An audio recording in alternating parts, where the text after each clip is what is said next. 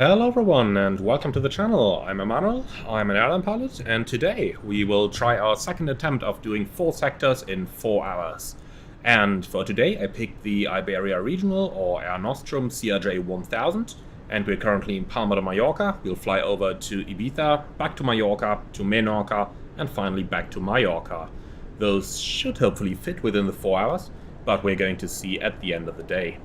Also, I am going to use the FS2 crew add-on on the last 2 sectors. On the first 2 sectors we're going to fly without FS2 crew, because I haven't featured the CRJ in a live stream yet, so it's going to be interesting to see how it works out with and without FS2 crew and which one is actually faster. So, now that you know what we are about to do today, let's head right over into our CRJ and try to get some flying done. And I would like to welcome you to the cockpit of the CRJ1000. Now, first thing to do, as always, let's have a seat into the seat that we all love so much and power up the airplane. We should have ground power attached already. And we do indeed, so let's power it up.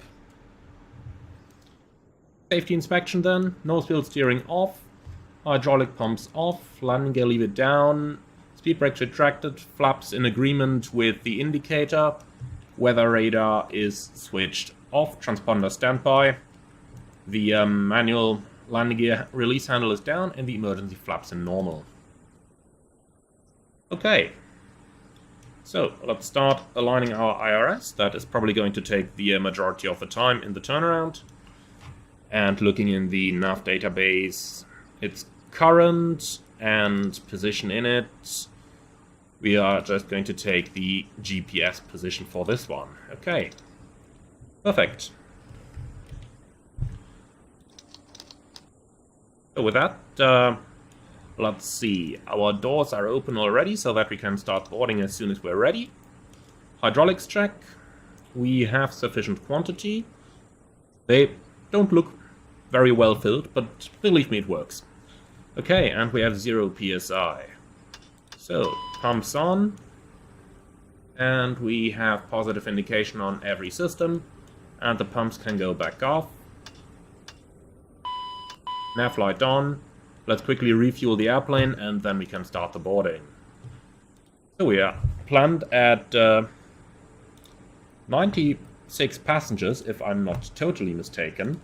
But why don't we make our life simple and have a quick look into our flight plan. As always, I am going to use SimToolkit Pro, which is really my favorite flight planning tool as of these days. So this is our planned route of flight, which is pretty much a straight line. I don't really expect to have to fly any of this S-turn transition, so it should be a straight line. Let's see, load sheet. 86 passengers, 0 fuel weight, 33 tons. Okay, so we have 83, and we're looking for 33 ton 86. 33 ton 0 fuel, so we're gonna add a little bit of cargo. And this looks perfect to me. Okay then, look into the flight plan. And if we have a look at the weather, first of all, we can see that Palma de Mallorca is currently pretty nice with a couple towering cumulus. But throughout the evening we are going to get some gusts at 35 knots. And this is all for tomorrow, so that won't play much of a role for us. Looking at Ibiza, they are going to get the gusts a little bit earlier, and they actually have the gusts already, gust 32 over there. And apart from that, prop 30, tempo, showers of rain, towering cumulus, okay. That's really nothing to be worried about. We are going to take a standard load of fuel for this flight, which is going to be 2.7.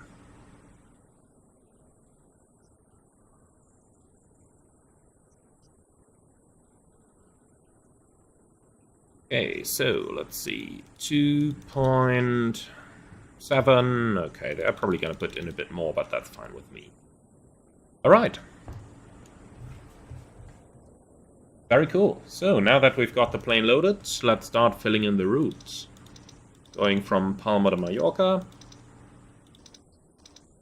towards Ibiza with the alternate. But honestly, we're just going to bring it right back to Palma de Mallorca. Our flight number is going to be Air Nostrum. Let's see what it is today. Air Nostrum 29 Romeo Hotel. Okay, I can work with that.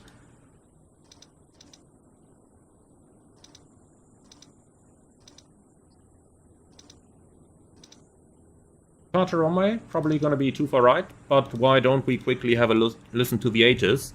119.250.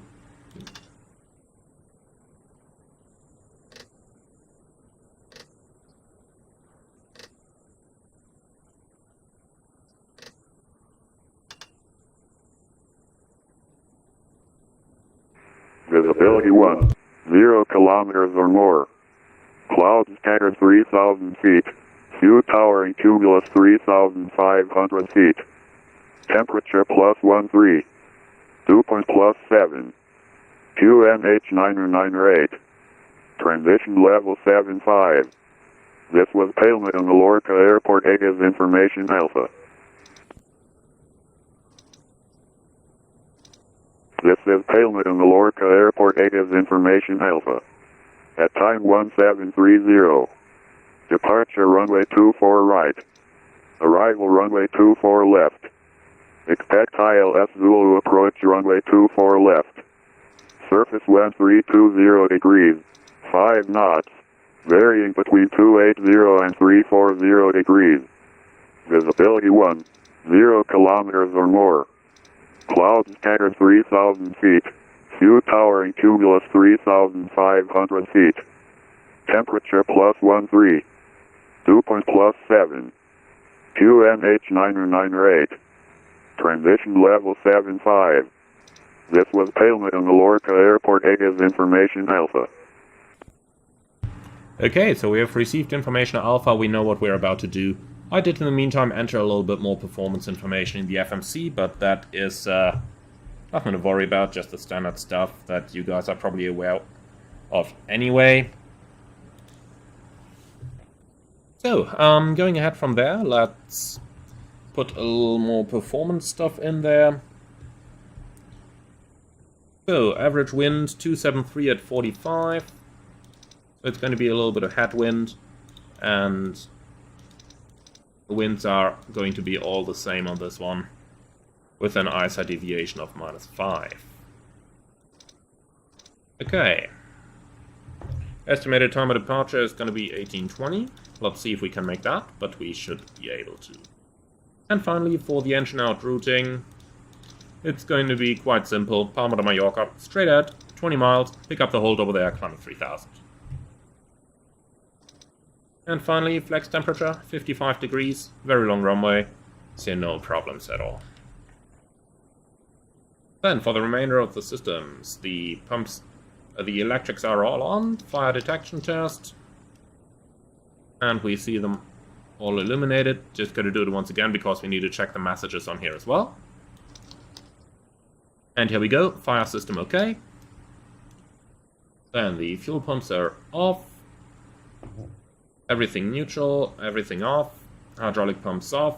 Landing elevation in Ibiza is pretty much sea level, 20 feet, which is now set.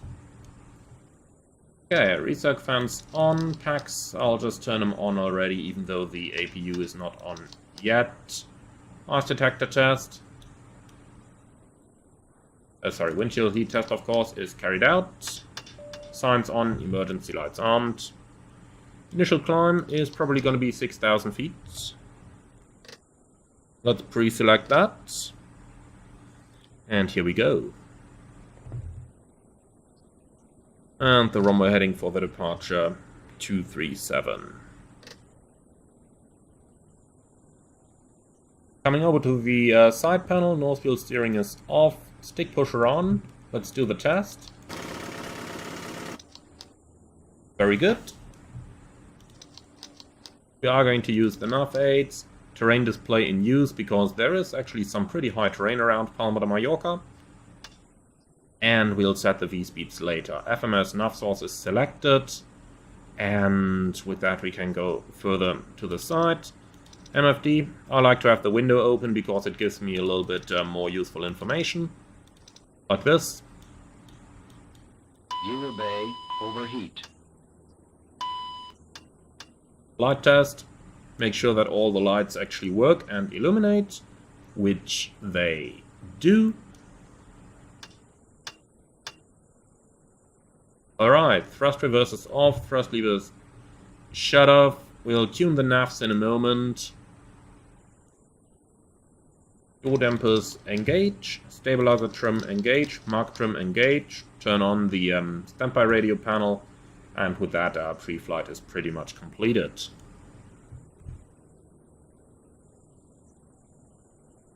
And of course, on the toga mode. Okay then, let's have a quick look into the Navigraph charts, which we can find over here. And we have Palma de Mallorca, Nelux 1 Alpha departure, which is going to be on the radial 236 from San Juan, 17.7. So let's put that active in the radio.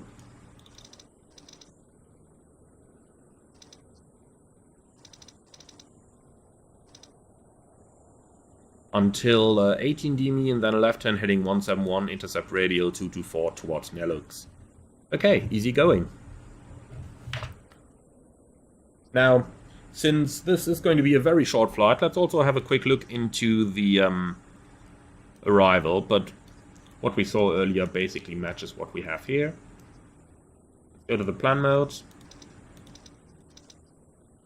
Ideally left turn, pick up the radial towards Nelux.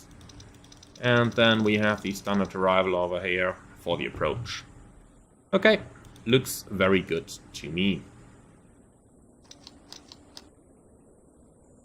And with that, we are pretty much all set up, so let's go ahead and do the departure briefing. Threats for the departure? Well, to be honest, I don't really see any. Route check then, fairly easy. We're going from Palma to Ibiza. And we are the Alpha November Echo 29 Romeo Hotel, and that matches as what we are logged into VATSIM as well. And the flight plan is filed. Okay, ground distance 144 versus a flight plan distance of 105, but that is because the flight plan doesn't have the arrival in. Okay, UTC time 0845. I've set it a bit forward so that we have daylight. Altimeter 0998, reading 50 feet. Flight directors are on and standby instruments set. This is going to be a left sea takeoff on runway 2 for right, flaps 8, noise abatement 2, with the acceleration at 1500 feet. Initial climb probably 6000 feet, and for the emergencies we go straight ahead to 25 miles and pick up the holding over there, climb into 3000 feet, which is going to keep us safe over the water. Now pushback will take us to the left hand side. We're currently parking down here, and let's see if we can get a proper parking chart as well. Here we go, parking stands. So we're on 38, pushback with the nose to the left-hand side, and then Victor 2, Lima Golf Foxtrot, link and north, and we'll take intersection November 1. Now, in terms of what ATC is going to do, if they use the realistic way, they will just say taxi holding point 2 for right via Golf. Or taxi holding point 2 for right via Foxtrot. And that is going to be all we are going to do. But on VATSIM they sometimes like to name every single taxiway, like Victor 2, Golf, Link, North, November 1. So we are prepared for that as well. Our departure is the Nelux 1 Alpha departure, which we have on a chart 10-3 HL, effective 7th of October. Initial ATC clearance maintained 4000 feet. Okay, so that's slightly different from what I expected. 4000 feet set. And then, transition altitude 6000. Since there are also noise abatement procedures, expect close-in obstacles. Speed max 250 at or below flight level 100. And we have 250 below flight level 100 in the FMC. Now for the routing, we continue straight ahead on 236 towards Bakax, above 2000 feet. And then on the same track towards Iduli, which we have in here. Then left turn, heading 171. In here it says 170 to intercept. That's close enough. And then on 224, inbound to Nelux. And this heading is probably not correct there, but I guess that is why we have this little discontinuity. in the visual flight plan over here. So this looks like 224 indeed. Okay. And to me, that is pretty much it for the departure briefing. Let's quickly review the arrival as well. As said, it's a short flight. So for the arrival, we have RNAV 1 approval required, and we have that. Wait for instructions for direct 2 or radar vectoring. Speed 250 below level 100, and that is in here as well. For the routing itself, we are arriving from Nelux via India Bravo 720. It is Nelux 720, max 210 above 3000. Nelux itself is max 220 above 4500. Then a right turn India Bravo 726, max 210 above 3000. 727, max 210 above 3000. 728, max 210 and above 3000. From there, a left turn India Bravo 730. Max 210 above 3000, and then towards Gislu, max 210 above 3000. Lovely. Okay, and the ILS itself we will brief when we are in the air, but we can already grab the charts because, as said, very short sector. Okay, that's it. Do you have any questions about the departure briefing? Probably not. Very nice. And, William, very nice to see you here, and welcome as a channel member as well. And come fly with me simulations. Yeah, I have been flying the CRJ a bit for the last few videos. That's because, well, I got into the mood for regional jets for an obvious reason, but, well, then I started searching for a good one, and I found one. So, that's why I'm flying the CRJ quite a bit recently. Okay, talking about CRJs, how about we talk about the power-up and cockpit checklists. Park and brake on. Covers and pins removed. Oxygen masks. We didn't do that. Okay, checked. 1840 psi. System panels checked and set. Passenger signs on. Pressurization set. Altimeters 998 reading 50 feet. Set left, set right. EVs and CAS checked, FMS checked, IRS aligned, nose wheel steering off, cockpit checklist complete. Okay, and with that we are pretty much ready for the push. So let's get our pushback truck and let's get ATC clearance. We have a tower online on 118.3.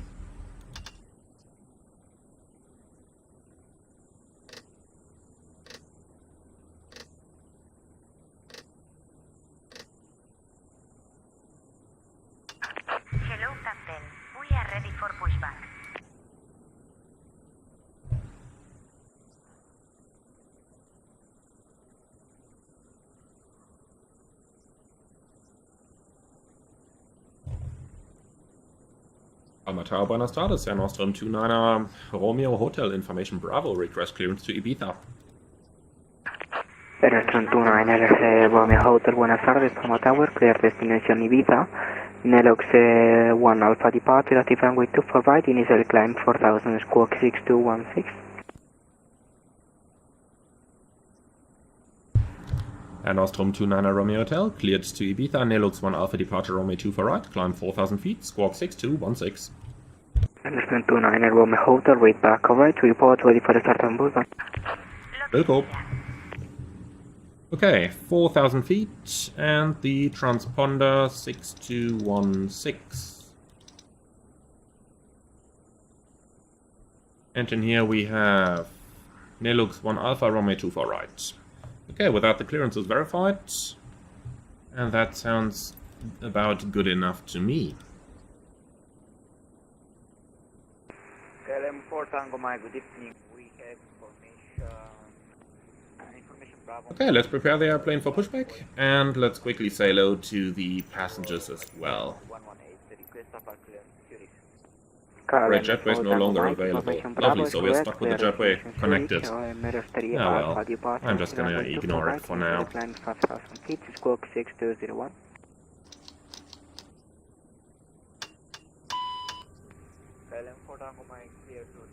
Okay, just gonna wait a second with the ground power unit. In the meantime, let's say hello to the passengers. LM4 Tango Mike, please Ladies and gentlemen, a very good evening from the flight deck. This is your captain speaking. My name is Emanuel, and in the name of Iberia and Air Nostrum, I would like to welcome you aboard our flight to Ibiza.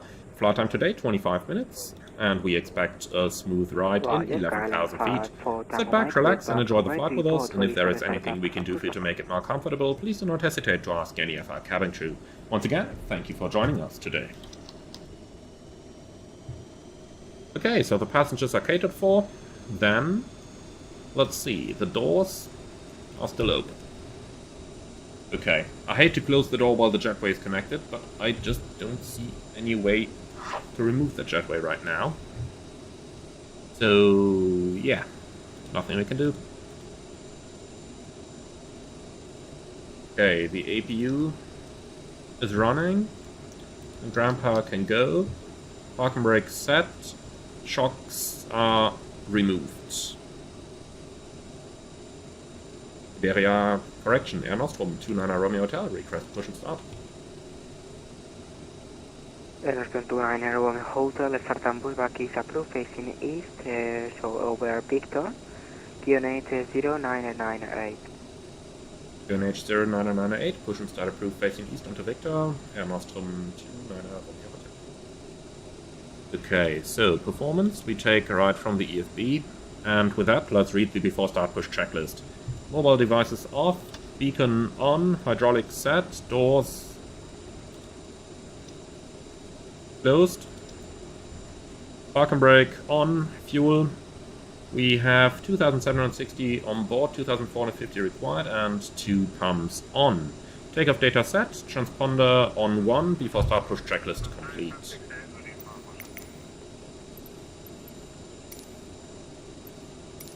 Hello, 6 Hotel Charlie, please repeat last from Mexico, Obama Tower.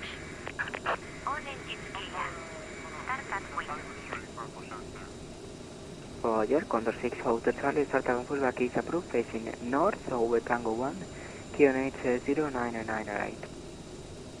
William, my opinion on the fact that the CRJ doesn't have an auto throttle.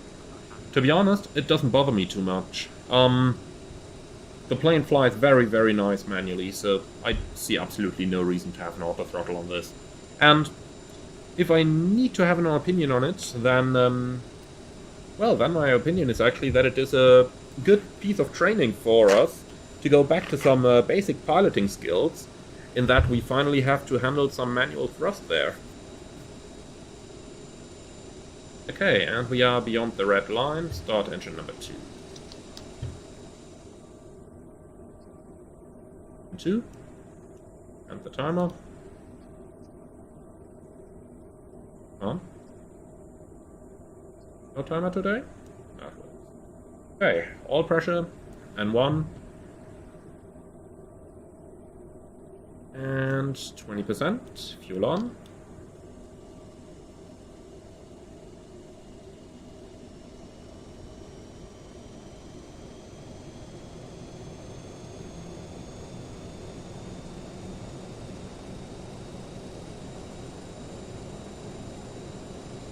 And Akulios, with the Thrustmaster Airbus edition, the throttles are quite bad without auto throttle. I do agree with you. What I would recommend is to remove those detents that come with the We have a good engine start. You can disconnect. Thrustmaster Airbus thing to give you more range of throttle movement. We have a good start on 2, starting 1. And if you remove those detents, then you can use the EFB to configure your throttles. Like here on the options, next page I believe. Yeah, calibrate throttle. Over there you can calibrate them manually. That's what I did as well for mine. And that really makes it easier. So we have N2, all pressure N1.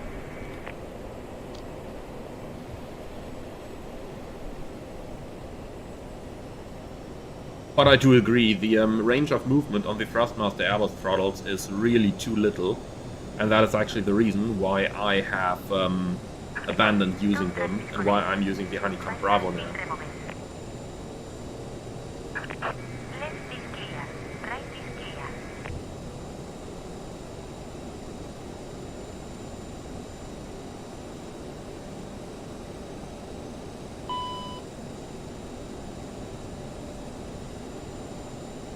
Okay, that's a starter cutout.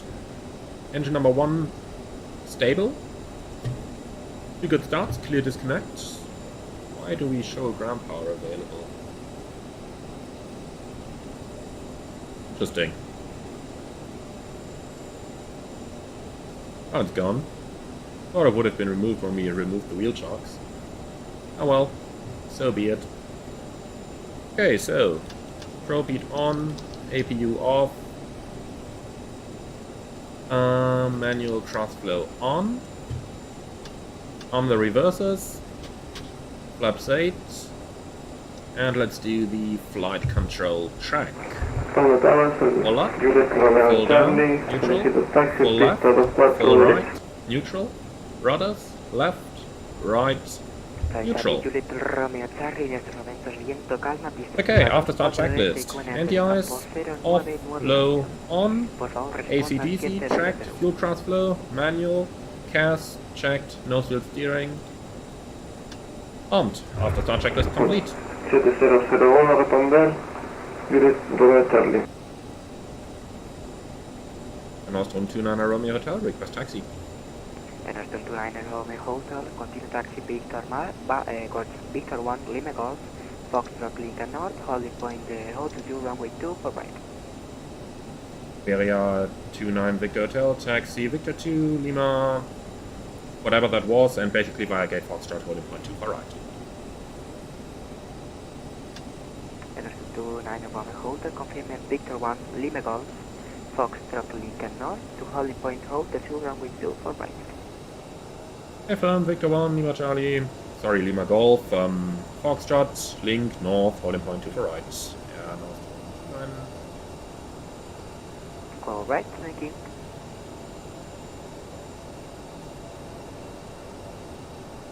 Okay, so that routing is basically as briefed with the left turn and then the right turn. And this was a very long taxi instruction, and in real life they would just have said taxi holding point 2 for right via Foxtrot, because the rest is all standard and defined.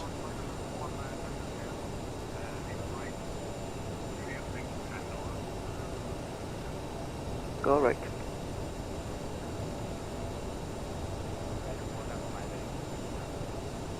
LM4 Tango Mike, you start on pushback, he's approved, facing. Okay, that guy's just about to get pushed back. Unit 09908. If that KLM is pushing, he's going to block our taxi. Let's see about it. We go left here onto Lima Golf.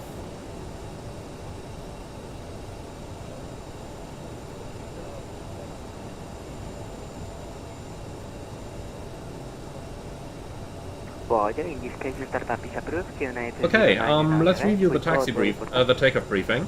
It's going to be a left seat takeoff on runway 2 for right, flaps 8, noise abatement 2 with a buck-up at 1500. Takeoff speeds 139, 142, 150, and flap retraction at plus 10 and plus 15.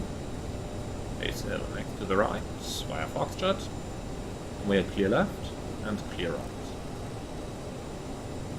For the sit, it's pretty much straight ahead for 18 miles and then a left turn out via heading 171 onto the radial 228, climbing to an altitude of 4,000 feet.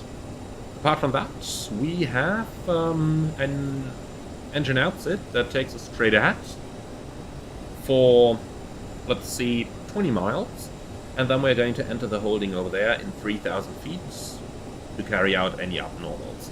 And that is over the water, so 3,000 keeps us safe. Now yes, we're Any ready questions? taxi holding point to runway 2 for right via Lima Kilo, Juliet, Lincoln North, to holding point. Okay, no questions is always good. Point, runway 2 Then, as soon as we're on the north taxiway, we'll carry out the before takeoff check.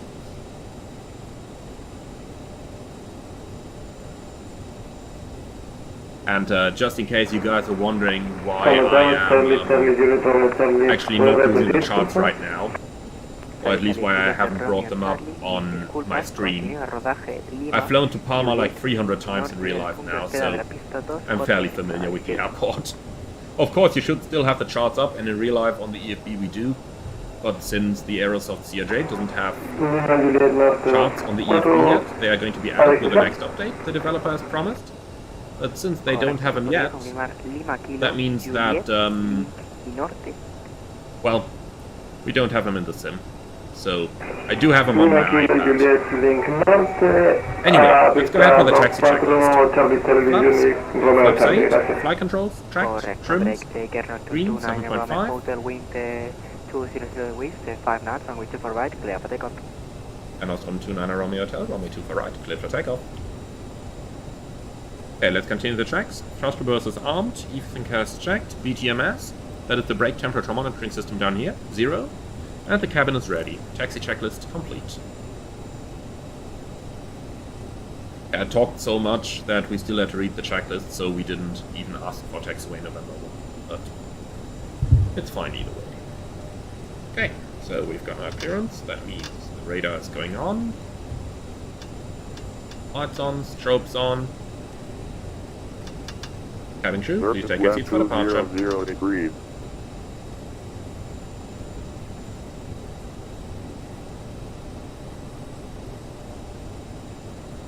And that leaves us ready to go.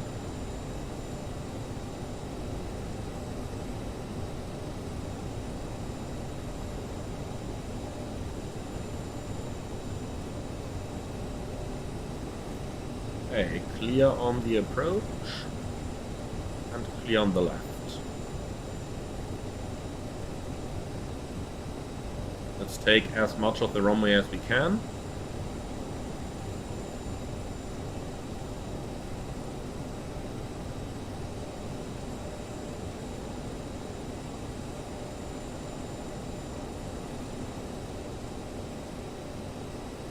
Okay, timing.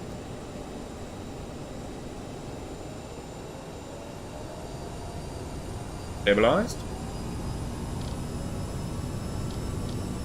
That takeoff thrust.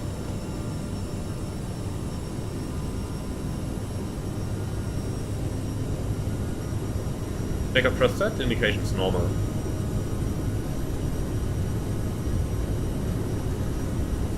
$80 knots.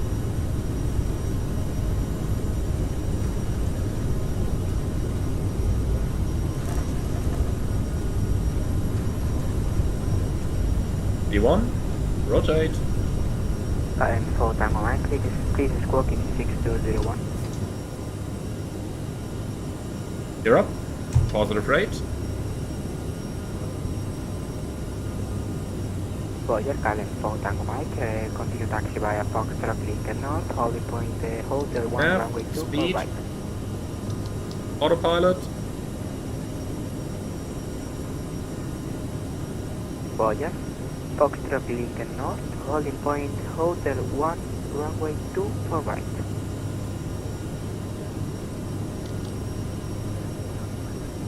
Time thrust set.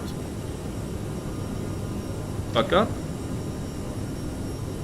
Correct, break Condor 6 hotel. Flaps 1. Intersection number 1, please line up with runway 2 for right. Check. Flaps 1. Return to 9 Romeo Hotel, good flight, please helicopter frequency 122, decimate, bye-bye. 122 decimate, and also on 29 Romeo Hotel. Bye bye. See you later. Hello.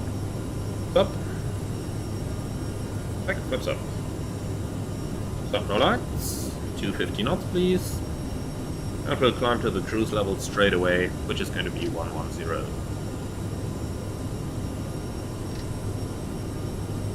That. And the after takeoff procedures. Cabin crew can be released. Pretty short flight. So, after takeoff checklist. CAS. Checked. Altimeters. To go.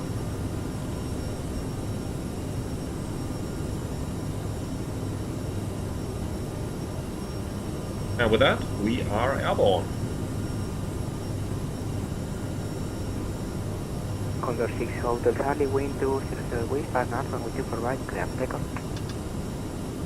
Until with the Unicom.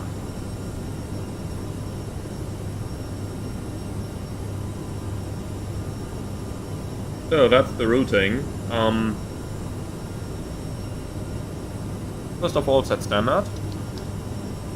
Passing flight level 62, climbing flight level 110. So what we are going to do, we are not even going to make any turn to the left, but we'll just go straight ahead into the ILS. That's going to make our life easiest. And with no ATC online, we can actually do that. So let's go direct towards Gislu.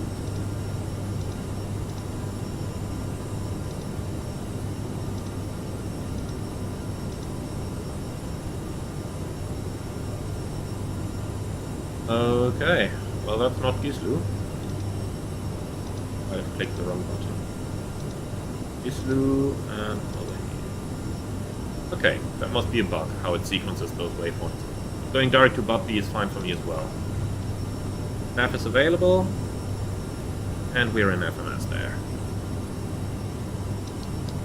Okay, vertical speed, 2 to go, and we are almost at 10,000. I'll just leave the speed increasing now. Approaching 1 to go, 1,000 feet a minute. Gonna take 300 knots in the cruise. Here we go. Oh. Here we go. Okay, altimeters, passing 101, climbing 110, 10 checks.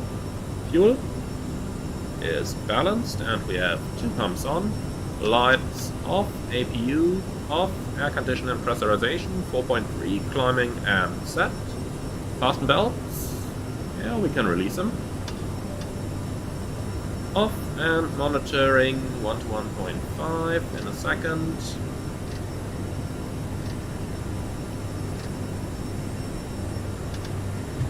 1.5. And checks complete. And of course, no auto throttle. This thing accelerates faster than I expected.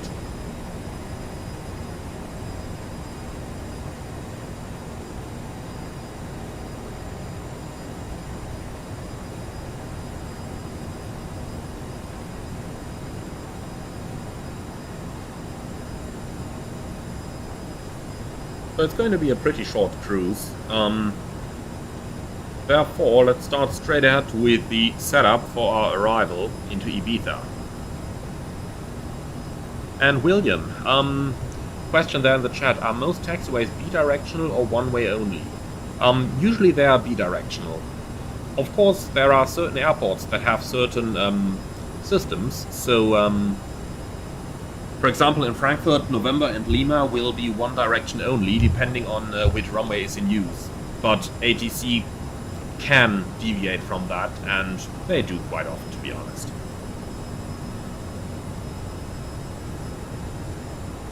Okay, so let's have a look into the approach chart. And this is what we are going to do, the ILS Zulu, runway 24. Frequency is 109.5.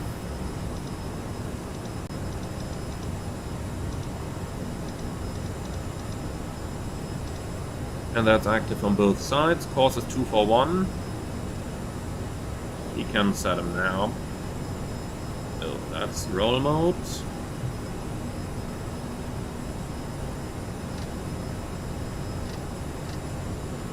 On.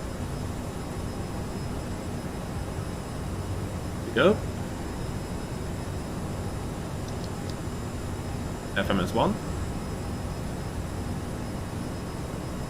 Okay, let's see, elevation 23, that is selected, and then finally our minimums, 279, so it's actually going to be 280. Actually, I'm lying to you, this is a Cat Delta aircraft, so we have to use 290 as our minimums. And that is set. Then let's see for the approach speed. We'll just use the EFB to set them for us, thank you very much. And VREV 138, so 143 our final approach speed. Okay, let's see if we have a top of descent somewhere. No. Okay, lovely. Yeah, the CRJ still has a couple bugs, as you guys have already correctly noticed. And Jedi 01, outside view please. Okay. Here you go.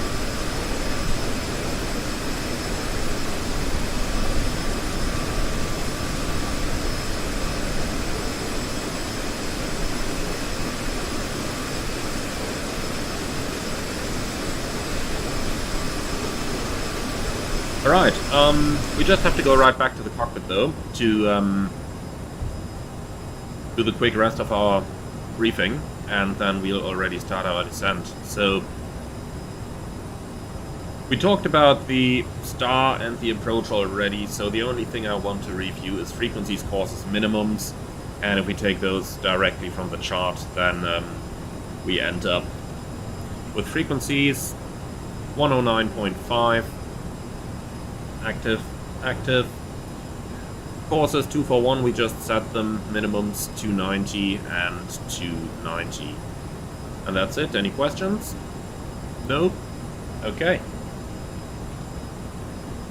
Don't need to do any more PAs, so we're pretty much ready for the descent. And, well, since VNAV isn't working, we're at 11,000, that means we need 33 miles, plus a bit for the speed reduction.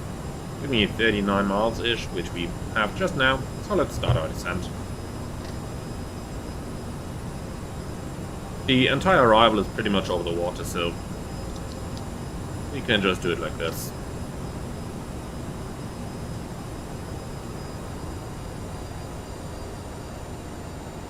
I'll start at 1,700, but we'll just about have to start our speed reduction already, so approaching level 100 we will do that.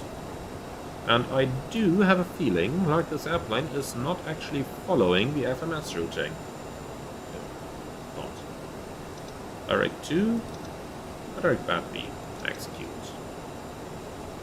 Now it is following the routing. Okay. Well, better late than never.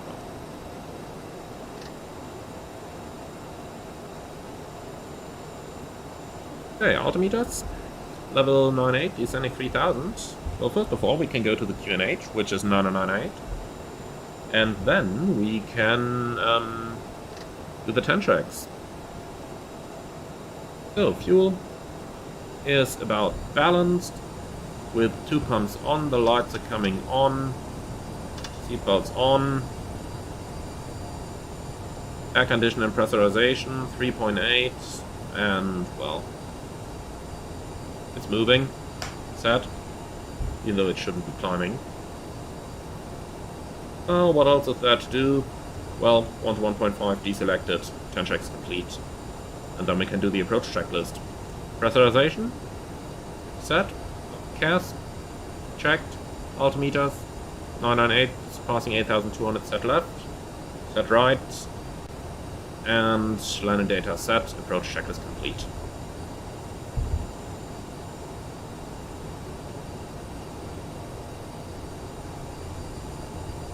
Okay, that's actually descending a bit quick.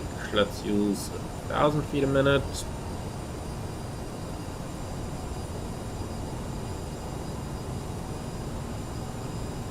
Then at Budby we already have the 210 knot restriction, so we gotta be careful to actually reduce our airspeed there.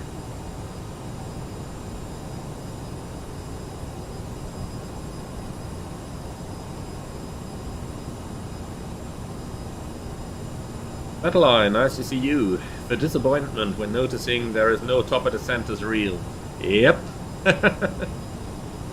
It is. And Ollie, it's not a silly question at all. How do you know which category to use for each aircraft? That is dependent on the approach speed at the maximum landing weight. So, for the minimums, that is, of course. So if we have a look into that chart once more, I can show you. So we have a minimums for category Charlie and one for Delta. Now, a category Charlie aircraft is one that has a VREF at the maximum landing weight between 121 to 140 knots. And an aircraft that is above 140, so 141 until 160, is a category Delta aircraft. And above that is category Echo. But there are only very few, mostly military aircraft that have that approach speed.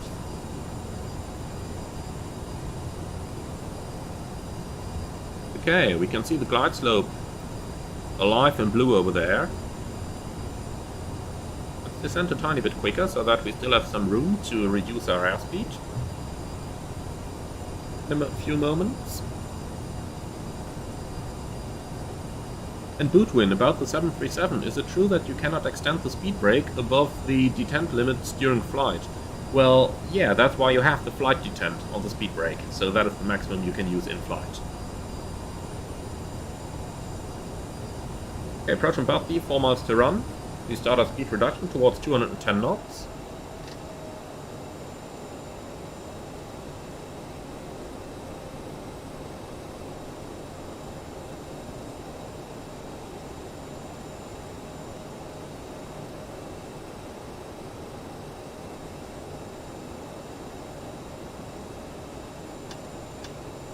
Okay, thrust reversers armed. The cabin should be secure by now. Let's put the no smoking sign back on as a reminder.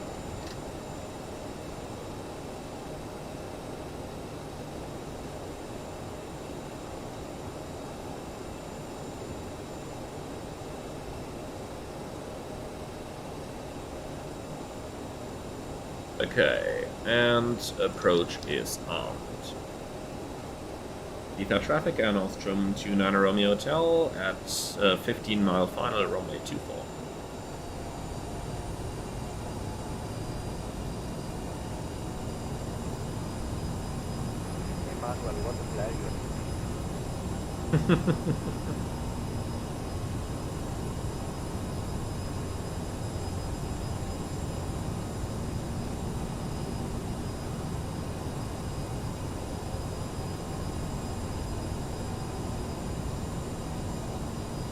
Right, down there is the airport. You can see the runway already.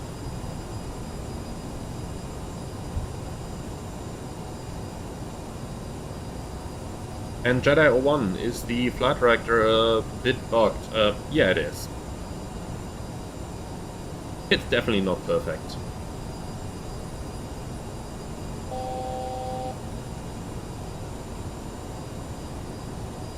Okay, flaps 1.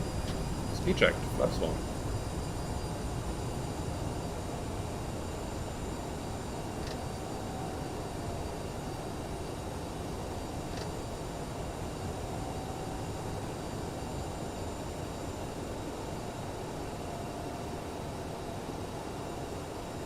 First up capture. Just approach altitude 2,500. That. Ups 8.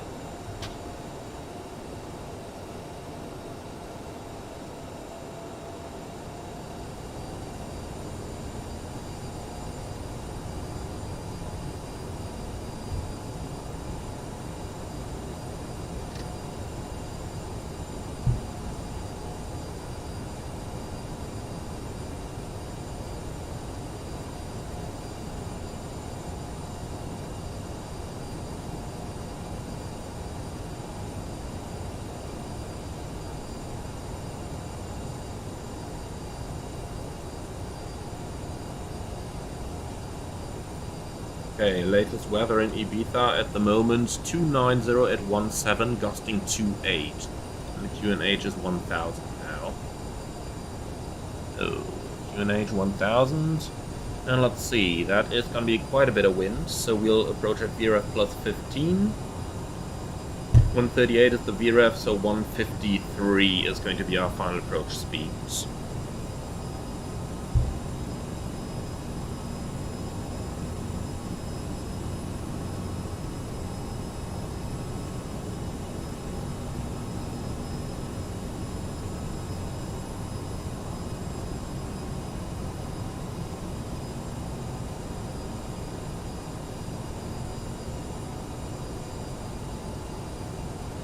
We have quite a bit of headwind at the moment, 33 knots.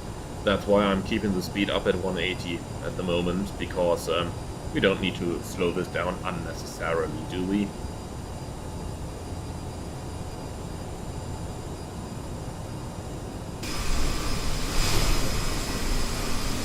For those of you who love the outside view, here you are. Have a look at those swells on the waves, by the way. They really tell you that it is quite windy. They are a great indication that we use all the time to determine how bad the surface wind actually is. And Microsoft Flight Simulator actually simulates this quite well.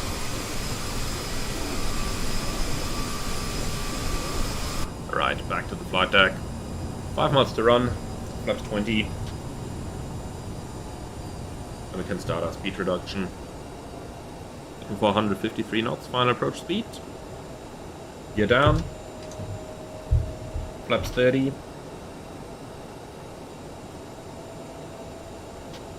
And flaps 45, landing checklist. Oh, final checks. Cabin ready, thrust reverse armed, landing gear down, flaps 45, final checklist complete. Beat that traffic and Austrian 29 Romeo Hotel. We can feel those gusts already.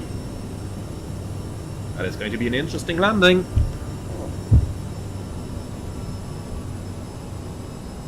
So the lights are on, passengers are seated. Very good. Connecting the automatics. Be aware we might get a sink rate warning on short final, because this aircraft loves to shout at you when you're doing 800 feet a minute. Which of course the real one should not do. But the Aerosoft one does.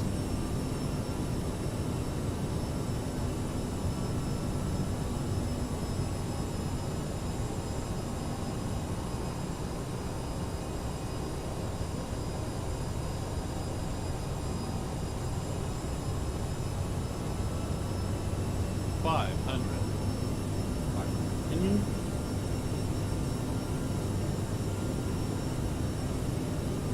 400.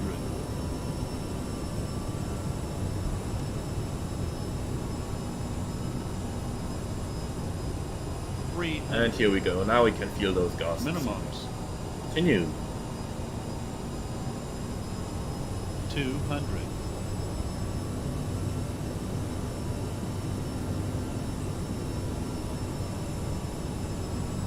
100. Okay, we ignore the glide slope. We are visual. 50. Sync 40. rate. 30. 20. 10. What we're doing now? Here we go.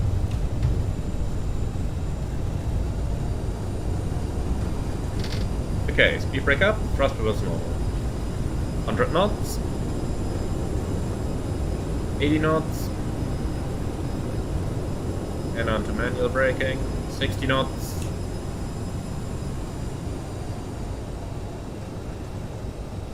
And welcome to Ibiza.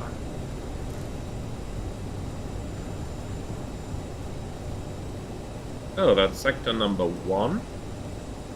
Which means only 3 to go.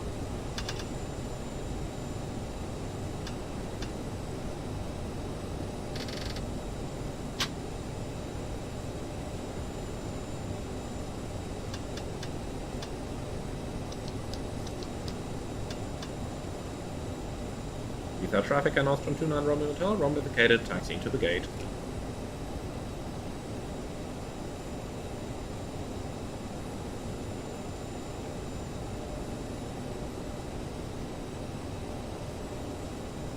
Okay, we're going to park right in front of the terminal, gate number 28. Let's get GSX ready. Oh boy, what are all those gates? I have a feeling that's not what we're looking for. I have a feeling they are somewhat lettered. But first fly the airplane. Make that turn.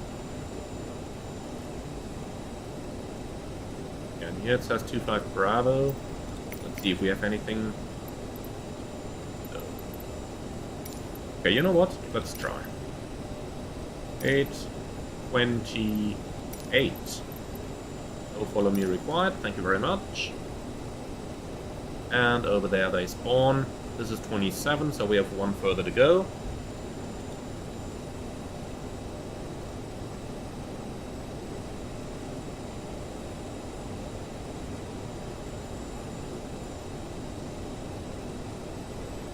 There it is. Taxi light off.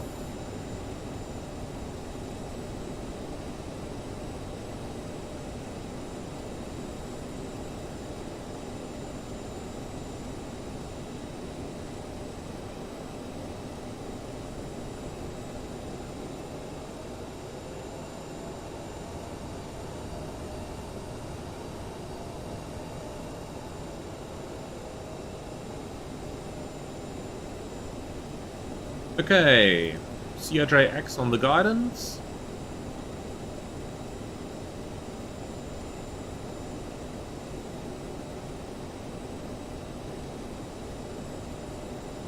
Oh. Perfect. APU available, shut down.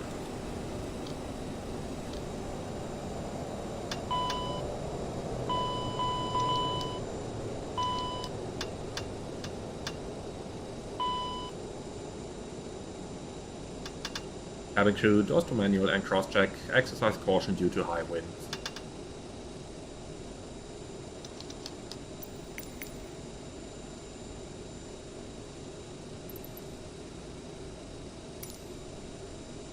Okay, let's get that jetway. And shocks in, door open, and we get it in the jetway configuration. We definitely take some ground power, and they can open the doors up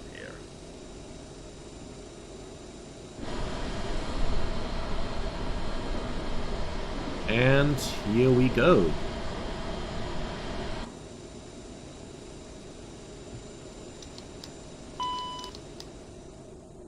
Okay, we are on the ground power. Beacon off, and then let's do the parking checklist. Parking brake on, thrust levers shut off, fuel pumps off, ignition off, anti-ice off, low off, external lights set, hydraulics off, trims centered, flaps 0, radar and transponder off and standby, nose wheel steering off, parking checklist complete. Okay, that is sector number 1 done. That means we only have a couple to go. Now, if we quickly have a look into how that jetway docks, apart from the fact that it docks hopelessly too high, thank you very much for that, GSX, but normally you can see the guardrails of the door can be retracted up here, so that you can actually put a jetway onto here. And that is how you would dock that jetway. I find that to be a really nice technique, and I don't know, but if you ask me, it looks somewhat strange that you have an airplane looking like the CRJ, which has a jetway connected. I don't know, it just doesn't look right to me.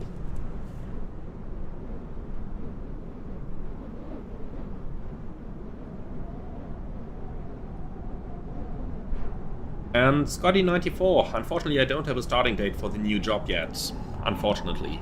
But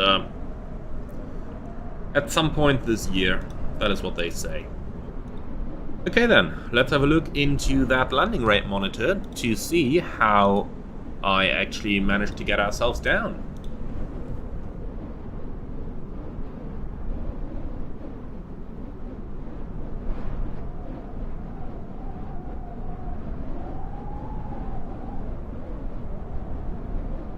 Okay, here we go. So, that is on center line, slightly behind the aiming point, but well within the touchdown zone, pretty close actually, and 135 feet a minute. I would say that was a pretty good landing. I really have to say I am absolutely happy with that one. And Grizz, the scenery in question is Ini builds if I'm not mistaken. Yeah, I believe it is Ini builds for Ibiza. Came out at some point mid-summer, and absolutely is a recommendable scenery. Looks pretty well. Alright, so let's go ahead and plan our next flight then. I'm going to take you guys right into a sim brief so that you can see how I'm doing it.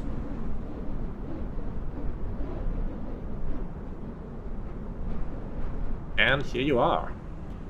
Okay, so, the flight we are going to do on the way back is going to be to Palma de Mallorca as Iberia 8525, and that's from Ibiza to Palma de Mallorca, and the alternate is, let's see, what's the weather like in Barcelona? Is that any good? Nope, same stuff as it is here. Then we'll just take Ibiza back as an alternate. And our call sign Air North Chum 19 Quebec, Quebec. We are sitting in the Echo Charlie Lima Mike Oscar. Let's see, we take a full house, 100 passengers, and that's pretty much it then. Okay. I think this looks like a good plan, but for the departure time we'll take 20, and we can generate that flight.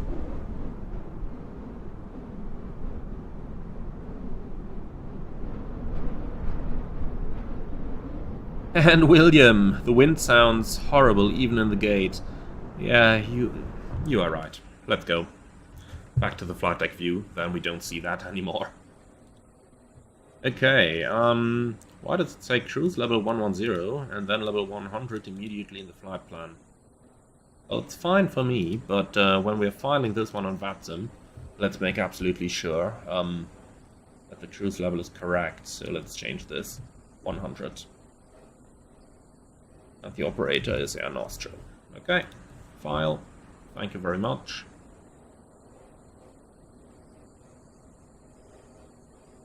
And with that, we can import our plan in Sim Toolkit Pro.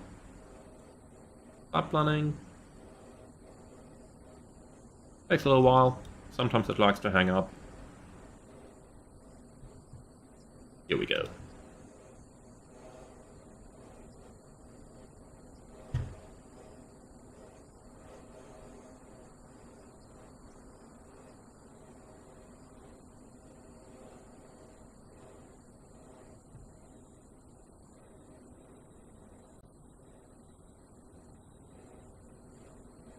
Alright then, for the weather, the forecast is pretty much the same it used to be.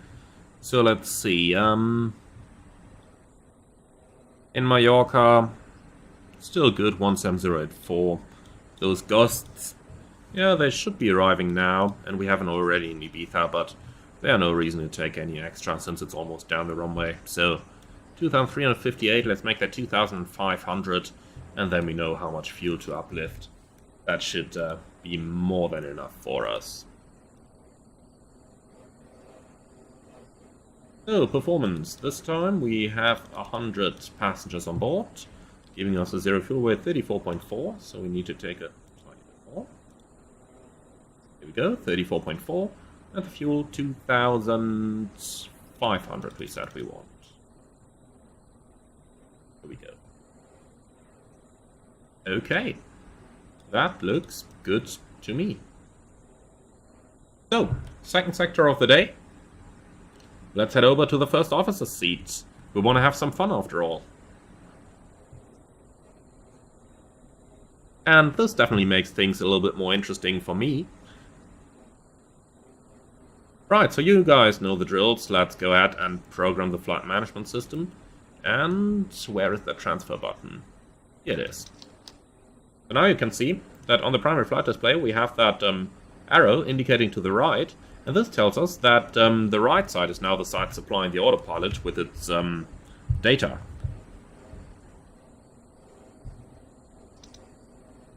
So let's see, we are going from Lima Echo India Bravo towards Lima Echo Papa Alpha, and we are the ANE19er Quebec.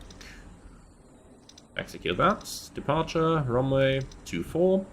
And we have a Lampa departure, which is going to be Lampa to Echo. And then for the arrival in Palma, ILS Zulu 24 left, Lampa arrival, Lampa to Papa, and that one brings us towards Mallorca VOR Mike Juliet Victor. I don't quite like that. Let's just take vectors in here. And we are going to get a straight-in approach anyway. I'm pretty sure about that.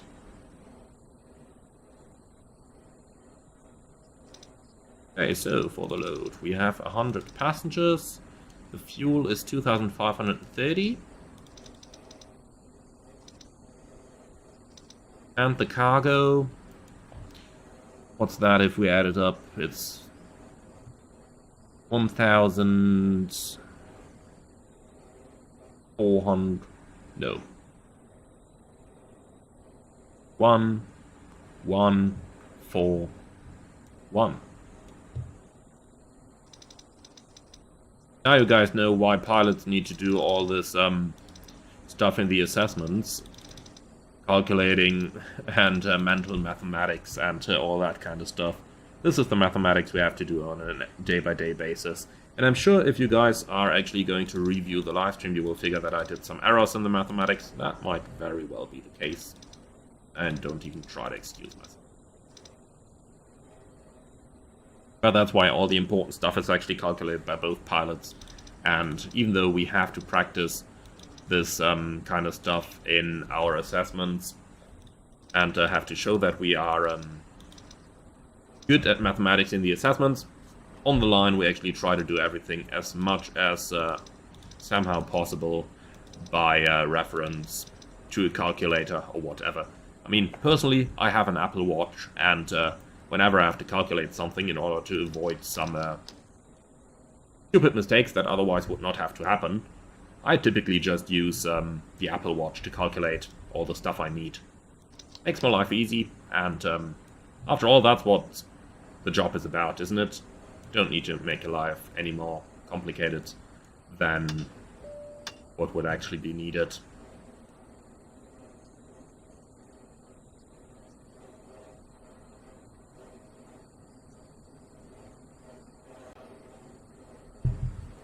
Okay then.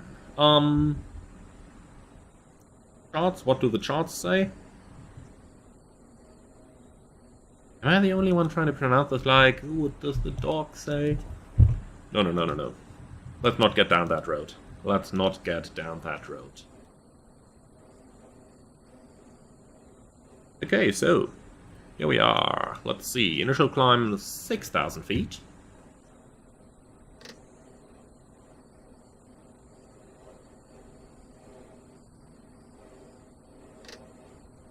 And here we go, 6,000 feet.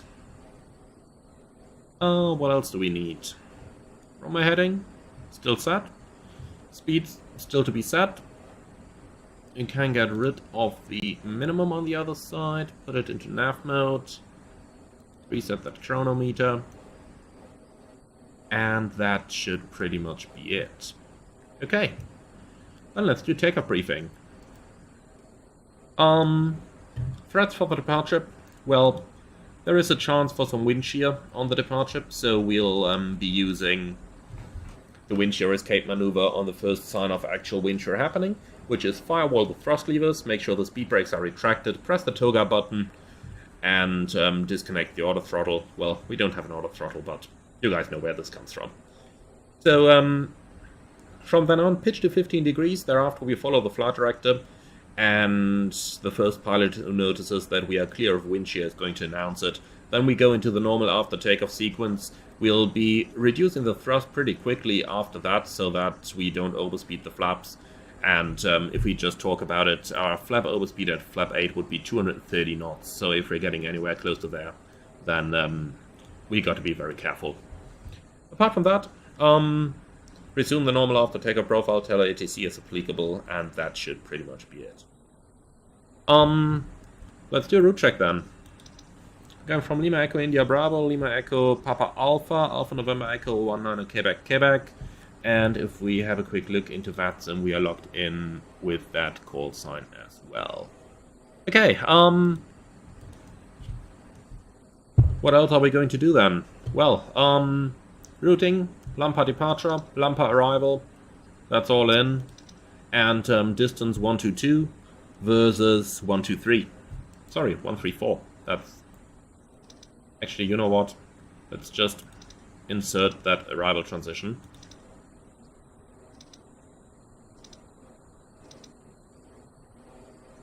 Let's see if we have any discontinuities left. Yes, we do.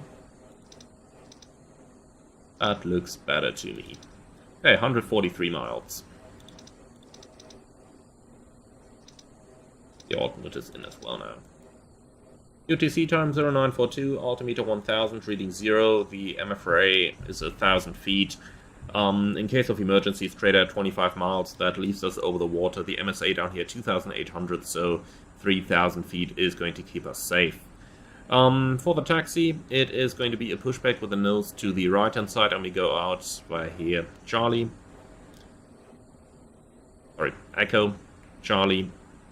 We'll take a figure from intersection Golf, and we are prepared for a full-length departure. Lampa to Echo departure then. It's on a chart 10-3 Delta effective 27th of January. Transition altitude 6,000 feet, which we have in the FMC as well. Speed max 250 below level 100, that's in. But at level 100, that restriction is actually applicable as well. So that's just something to be aware of. Maximum speed is going to be 250 knots for this flight. Okay, for the routing then, we proceed straight out to India Bravo 610, max 250 knots, above 2,200 feet. A left turn, India Bravo 611, maximum 250 knots. A left turn once again to Mola. And then a left-hand turn towards Lampa. And that's all there is. Okay, any questions? Probably not. So, let's quickly see. Takeoff speeds, set all.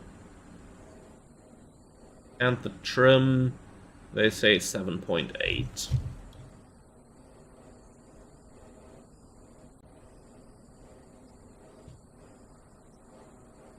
Here we go. Good enough for me, 7.9. Starting the APU.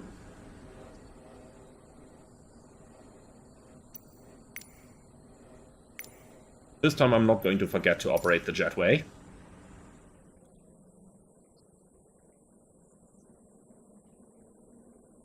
And here they go.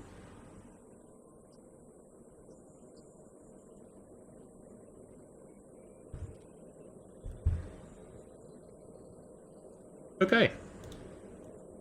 So that seems to be like we are pretty much ready to go. Then you can open the door. Sorry, you can close the doors. The APU is running. Ground power can go. And the parking brake is set. The shocks can go as well. Okay, GSX, you can get ready. And yes, we do want to get a pushback. The stand itself looks like it is a taxi out stand, but if I'm honest, I don't feel 100% comfortable going out like this without a wing walker. And since we do not have a wing walker here, we'll take the pushback. It's the easier option. It definitely is. And most certainly the safer option. Okay, so with that we are pretty much prepared. Everything here is removed. That looks good to me. Performance is set.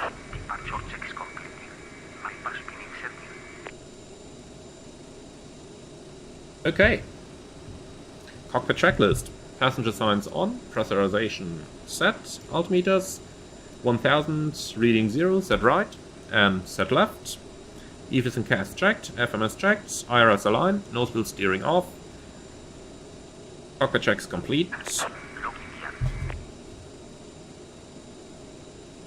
Oh.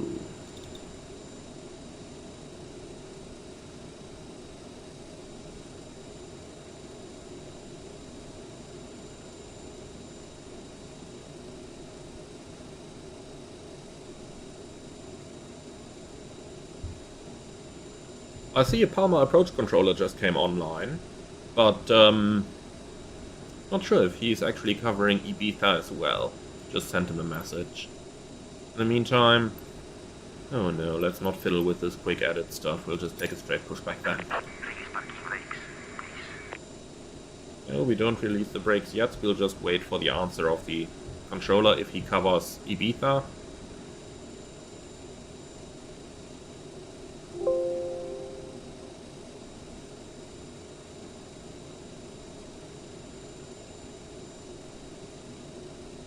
So, while we're waiting, from the chat, Blast Guy, is it easy to control the speed without auto-throttle? Yeah, in my opinion it is. You need to focus a little bit more on actually flying the airplane than you would otherwise do, but then it is no problem to control the speed at all manually. And a gentleman with a Polish name, I apologize a lot that I cannot pronounce it, but how does it look like when you switch aircraft types? Is the A330 a lot different than the 737? How long does it take to get a new type rating? It takes about between 2 and 3 months to get the new type rating. depends a little bit on the training program of the particular airline in question. And is it difficult? Of course it is, but keep in mind, an airplane is an airplane. They all fly kinda the same. Okay, so ATC says he does not cover Palma. That is not a problem at all. Sorry, that he does not cover Ibiza. Not a problem at all. So let's go.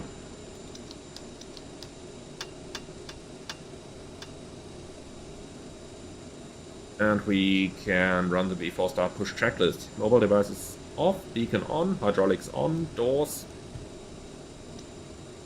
closed. Park and brake set, fuel pumps quantity. We have 2 pumps on, 2,520 on board, and the minimum is 2,400. Takeoff data set, transponder on.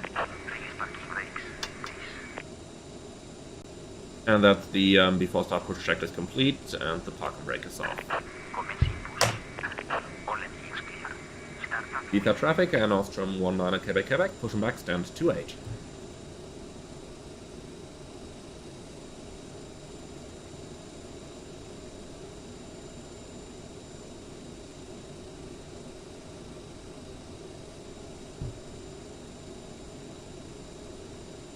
Let's see, what's the time?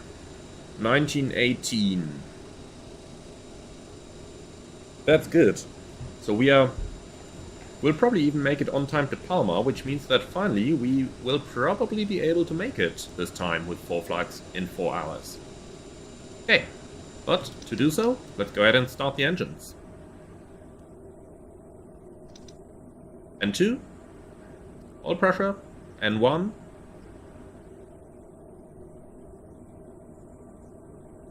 On the next 2 sectors, however, we are going to use FS2 crew, so let's see if that does any help or if that is actually delaying us. We'll see.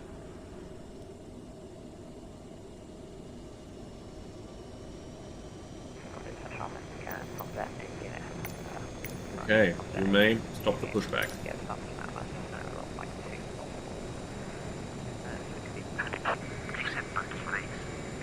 Cockpit to ground. We have a good engine start. You can disconnect.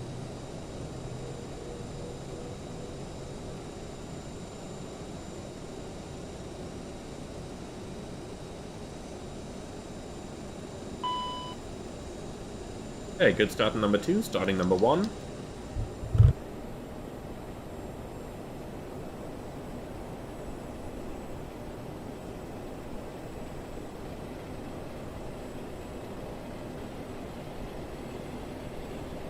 N2, oil pressure, N1.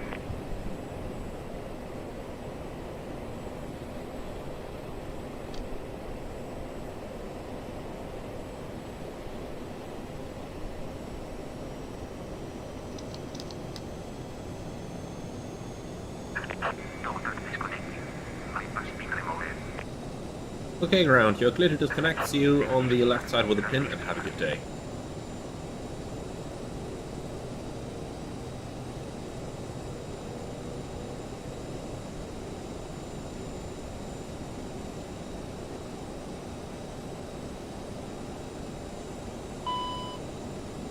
Okay, that's 2 good starts after start procedure.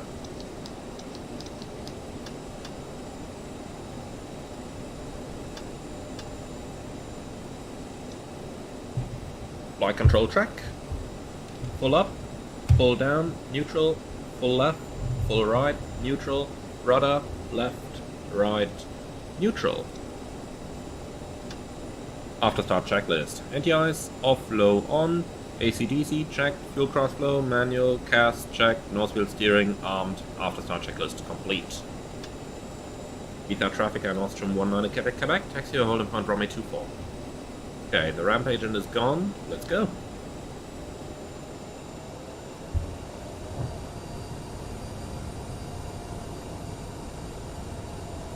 Clear left, clear right.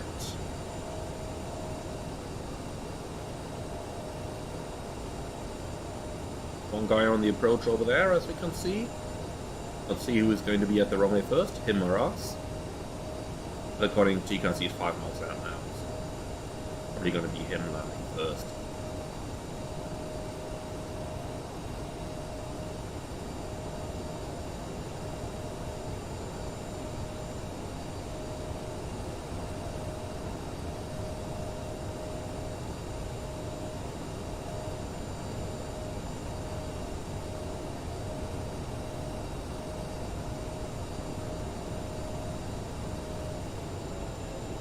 Okay, keep in mind, maximum 15 knots on the apron, and we are certainly on the apron right now, so going 14 at the moment, and that's what we are about to do.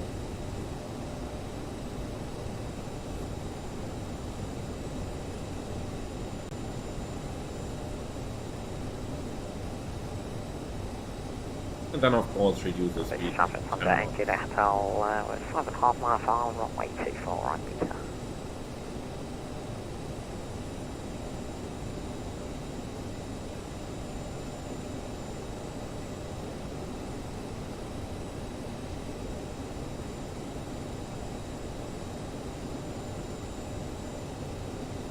Okay, clear on the left, clear on the right.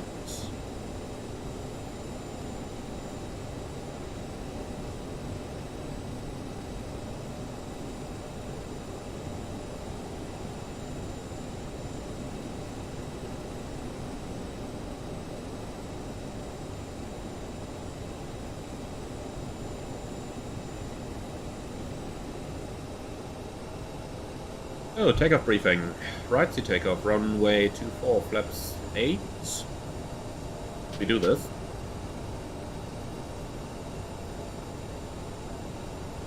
Okay, flaps 8, noise abatement number 2, takeoff speeds 41, 44, 52. Flap retraction at 62 and then at 72. Sit straight ahead, left turn out, climbing initially 6,000 feet, and we are on the departure frequency already, which is Unicorn. Emergencies, we go straight at 25 miles, climbing 3,000 feet, and that is going to be over the water, which keeps us safe. In terms of the weather, Palma is better than Ibiza with less gusty winds, so in case we have an engine failure, I would suggest that we still continue towards Palma rather than return it to Ibiza. Any questions? Okay, taxi checklist. Flaps, 8, flight controls, checked, trims, green, thrust reverser, armed, BTMS, checked, EFIS and CAS, checked, cabin, ready, taxi checks complete. Okay, there comes the gentleman, let's see what kind of landing he is going to do.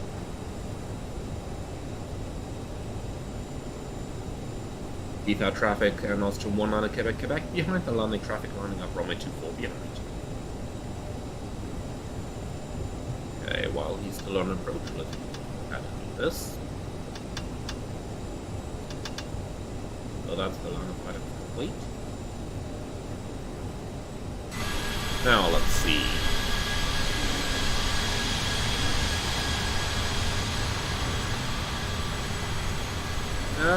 Climbed away a bit, but still climbing away.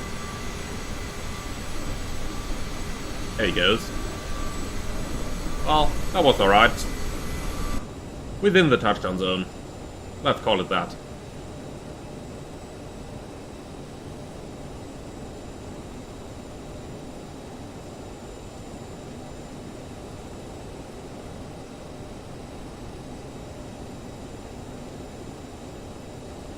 Okay, clear left and clear right. He's vacating, very good, then we can go straight away.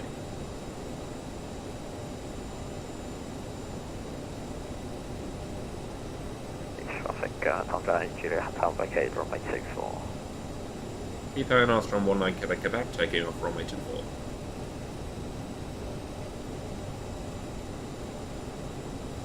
Okay, ready?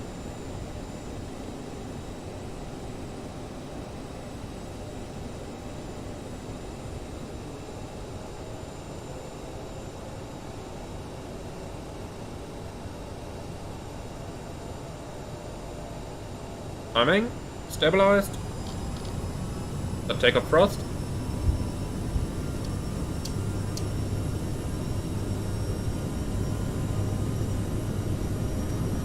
Take off thrust set, indications normal. 80 knots. This traffic contact Julia Hotel taxi from Choice by Bravo. You1, rotate. Minimums. Oh, interesting. Minimums. Okay, gear up. Positive rate.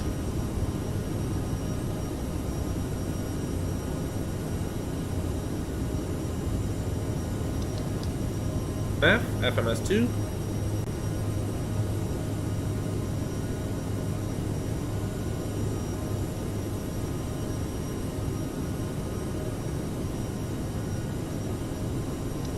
Okay, autopilot, speed, lock up, flaps 1, climb thrust, flaps up,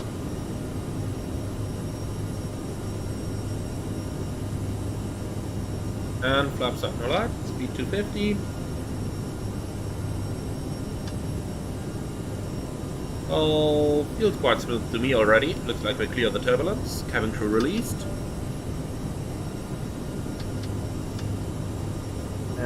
One and two. Okay.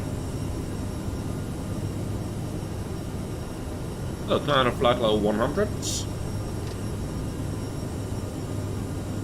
That 100 checked.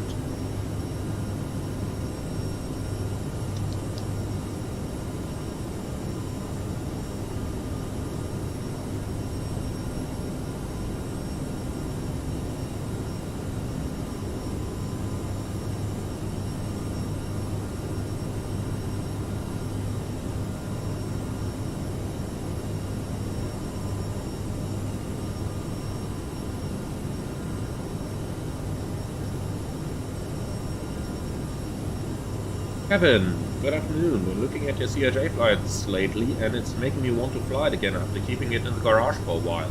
Yeah, it's definitely worth it. I mean, it is a fun aircraft to fly. It does have its bugs, like we've just seen on the previous arrival, but, you know, nonetheless, it is an enjoyable aircraft to fly. It really is.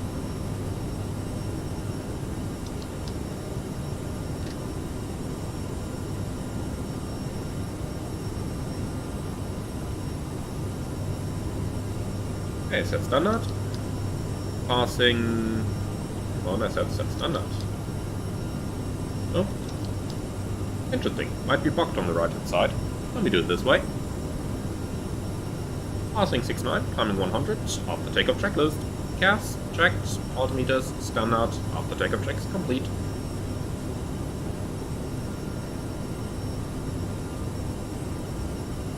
Let's take a quick shortcut and go direct to LEPA. We have 2,000 to go. Vertical speed.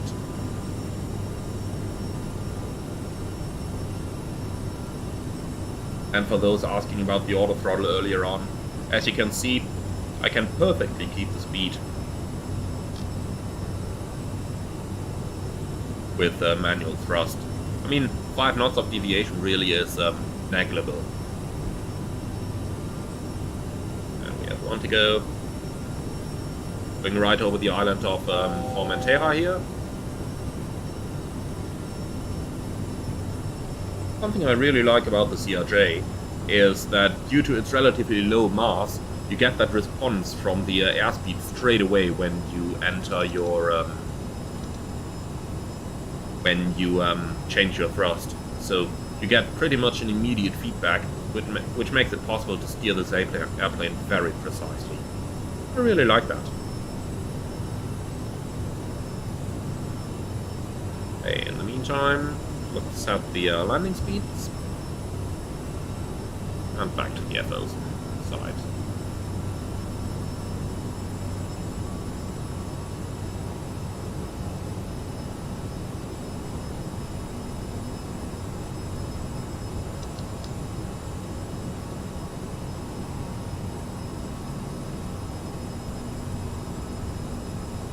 Okay, altimeters, maintaining flight level 100, 10 checks.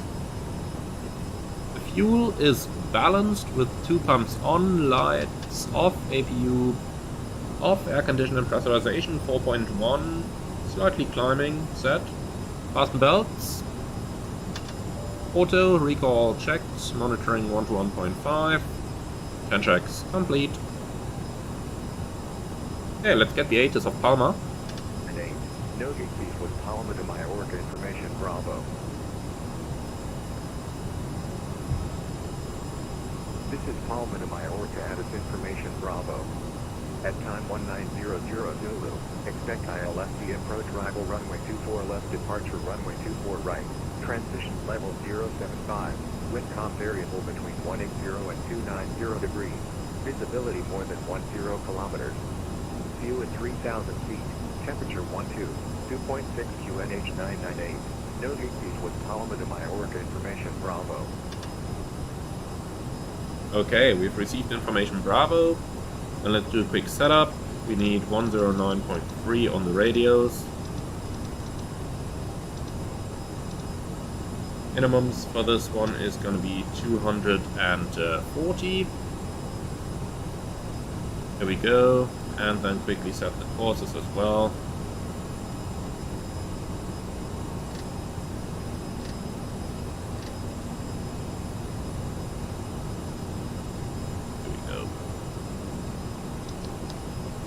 Okay, so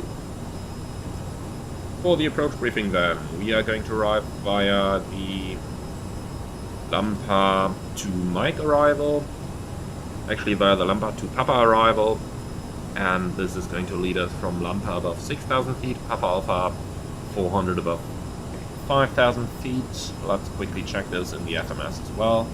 We have Lampa 400, and then towards Ibiza, and on the to Papa arrival that's maximum 250 knots, and then towards Mike Juliet Victor VOR, which we have in here above 3,000 feet as well. From there we are going to join the ILS Zulu approach runway 24 left, as we've just heard on the HOTAS, and that is a frequency of 109.3 that we have active on both radios. Final approach course 237, going down to a minimum, category Delta 250 actually. Okay, so we need to set a bit more. Here we go, minimum 250, and I might have to set that on both sides so that we get the oral call out play. Okay. Gate of missed approach, straight at 400 feet, but not before radial 193 Juliet Oscar Alpha. And then we're going to make a left-hand turn onto a radial 193 outbound from Juliet Oscar Alpha 17.7, which we can set on both radios in the standbys.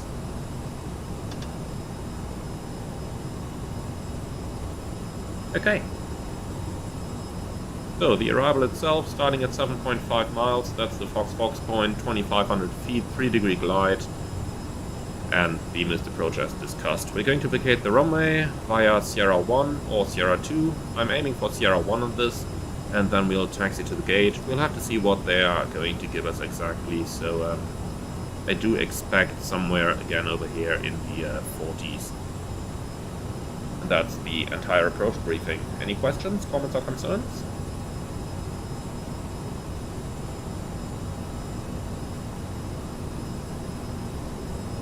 Doesn't seem like it. Very good.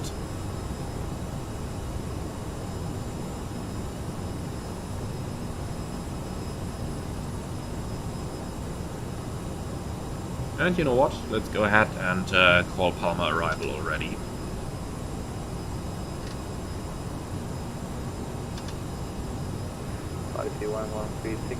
Palma control, very good evening. Radar contact, we are approach at 2 Papa arrival. Expect ILS course, expect vectors for ILS full approach runway 24 left. Descend to 4,000 feet, QNH 0998.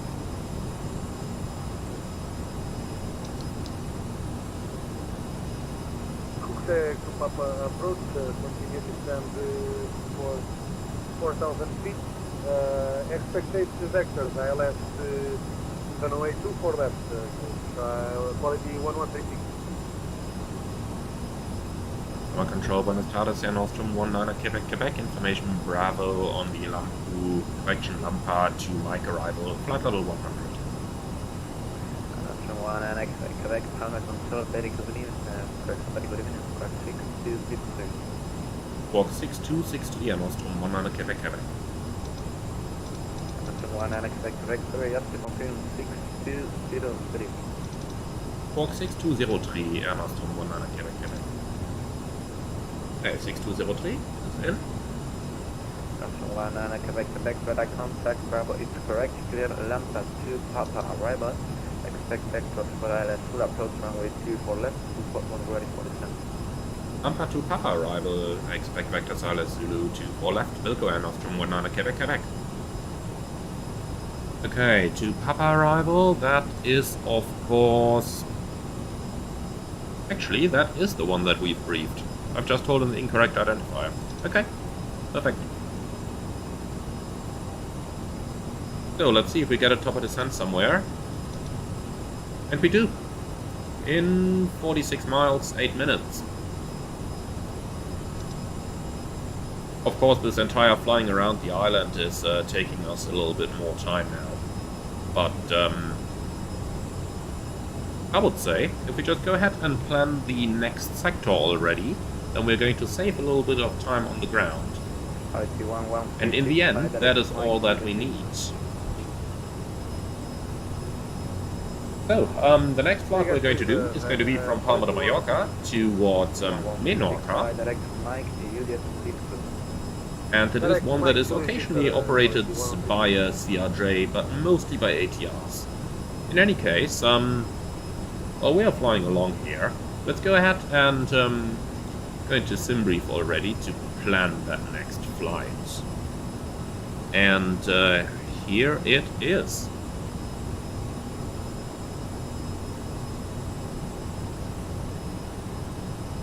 So this is what we're looking for. Nothing on YouTube. Okay, so Iberia 8480, and this is going from Palma to Mahon and back to Palma as an alternate.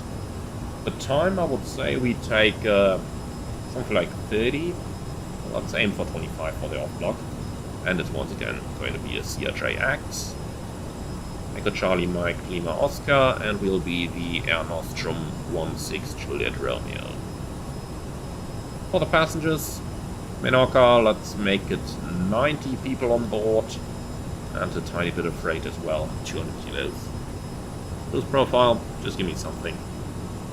And that routing looks incorrect. Let's take that one. Yep, Porto Colom, looks good to me. Okay. Generate the flight. And what you see me doing right now is basically just planning ahead as far as possible. Because in real life, when we're operating short sectors like this one, we try to do the very same. Like, when you're sitting here in cruise and you have a couple minutes to spare, then just use those couple minutes in order to actually get yourself set up and do all the preparations for the next sector already.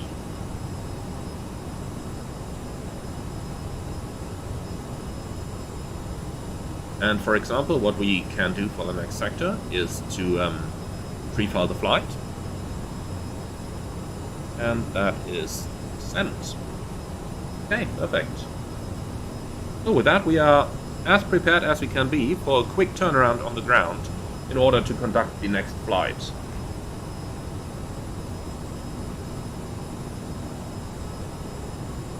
"5 minutes, 30 miles to the top of descent, so that's pretty much at Mike Juliet Victor. Now, I would say that does make sense as well, because we'll be flying around the field, so we are somewhere below level 100, slightly abeam, or slightly prior to the field. I would say that gives us a very nice way to the final there. There was a question earlier on if the CRJ has weather radar. Now, the real one of course does, but the simulated one doesn't.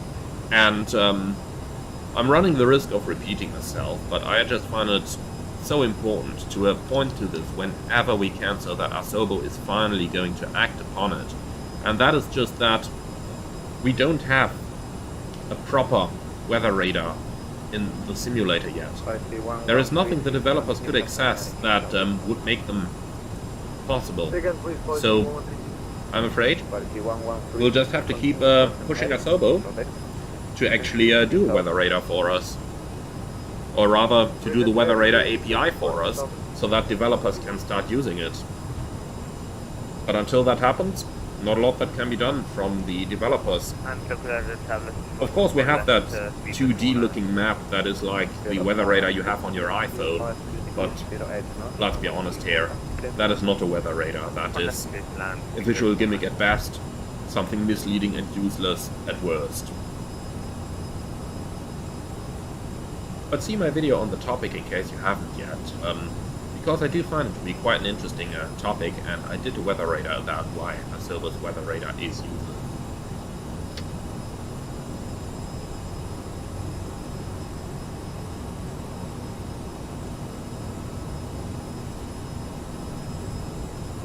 Okay, just so that we talk about it, they do have a standard speed control at Palma, which is 210 knots by 12 DME, 180 knots by 9 DME, and then 160 knots all the way until 4 DME. Now, in real life, it feels to me like Spanish operators just don't care about those limits, because we see them flying much slower all the time, and when we are flying the standard speeds, then we usually fly, we catch up with them really quickly.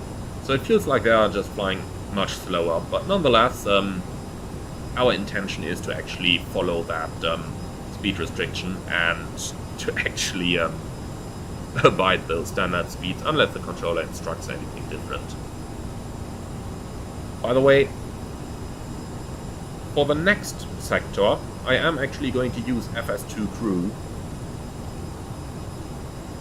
So the first two will be without FS2 crew, the last two are going to be with FS2 crew, so that we get the idea of how both things feel and how it is to use the CRJ with both. So, 45 miles to run, let's put the seatbelts on so that they have a little bit of time to prepare the cabin.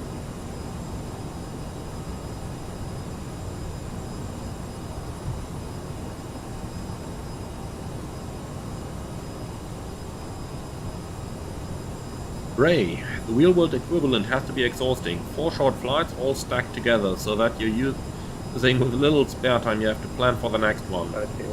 It is indeed. In my airline, from a couple of bases, they have 6 sector days, so you fly 6 short flights, and they are all of this kind of length. And Nostrum 19 Quebec, continue present heading, descent flight level 70. Okay, heading select. Vertical speed, minus 1000.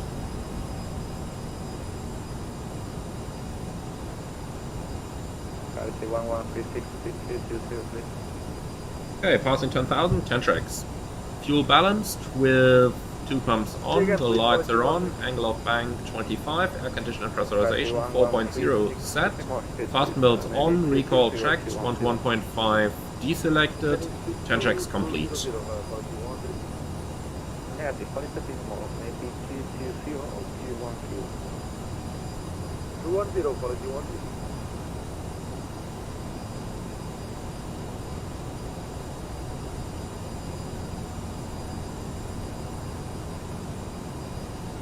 So yeah, in real life, in the regional airlines, well,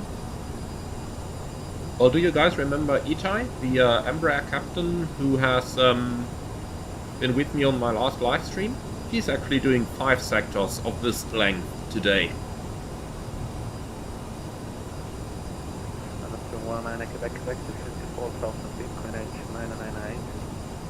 Nostrum 19 Quebec, descent 4,000 feet, QNH 998. How many track miles can we expect? Expect a shortcut to mile 90. Roger. Okay, so set altimeter 998, passing 8,200, descending 4,000, no flag standby set. And if he already says expect that shortcut to 9 miles, then let's use 1,500 feet a minute so that we actually get there. 1156 left heading 325 degrees. 325 degrees, quality 136. Option 19 Quebec, turn right heading 060 degrees. And right heading 060 degrees and Nostrum 19 Quebec.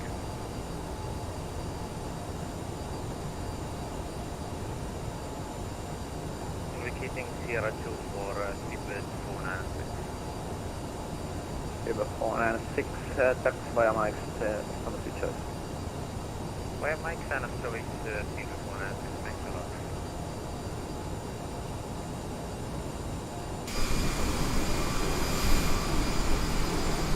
Oh, down there is Palma.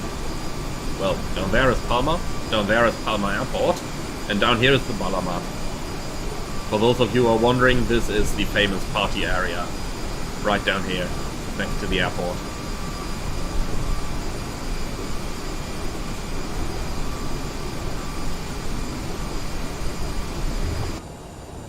Okay.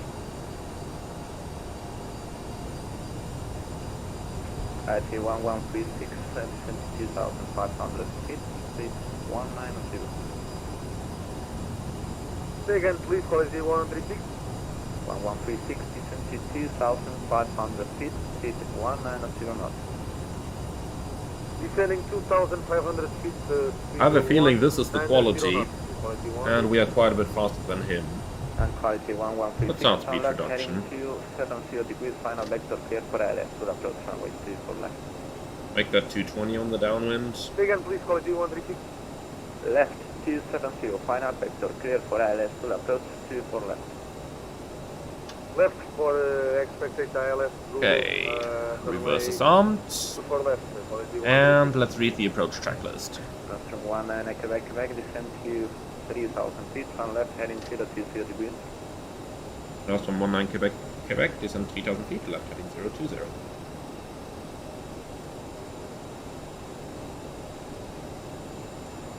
Okay, so approach checklist. Pressurization set, gas checked, altimeters 998, passing 4,700, and liner data set, approach checklist complete. They left 325. 1136, speed is yours. This is mine, quality 136. Use 190. Home approach, quality 136, sound localizer. 1136, wind 250 degrees. Okay, direct final fix. 237 for an extended center line. Quality 136. Execute. From 19 Quebec, descend to 2,500 feet. Last from 19 Quebec, descend 2,500 feet.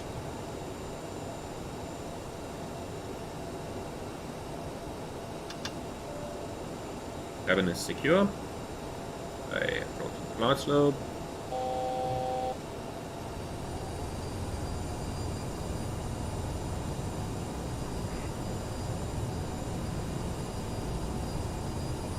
Palma grading Alpine 72 Yankee Papa.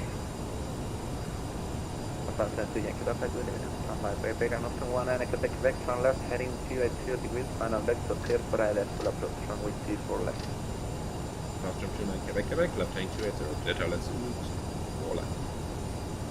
Alpine 72 Yankee Papa, Palma control, very good evening. Heading 280. 6207. 180 is good. Flaps Walk on. 6207 Alpine 72 Yankee Papa.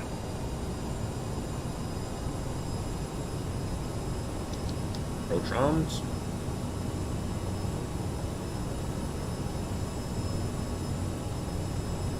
Flaps 8.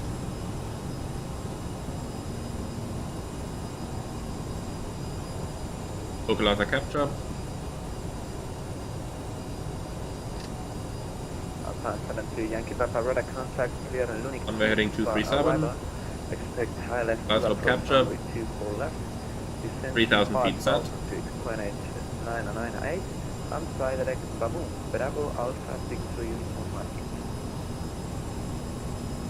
Lunik 2 Papa, RS 02. Okay then, reducing speed 160.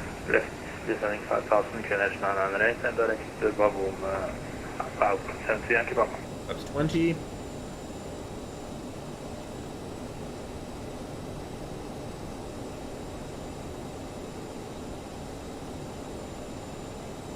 Last from 19 Quebec, established. From 19 Quebec, continue.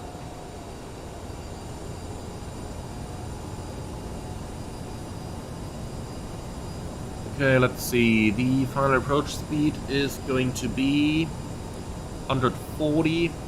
We'll add 5 knots, making it 145.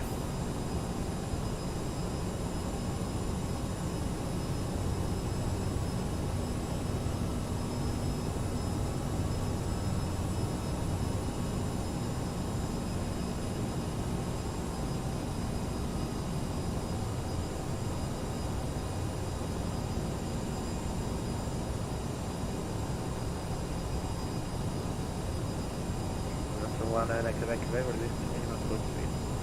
Reduce minimum and Astro 100 Quebec. You're down. Flaps 30.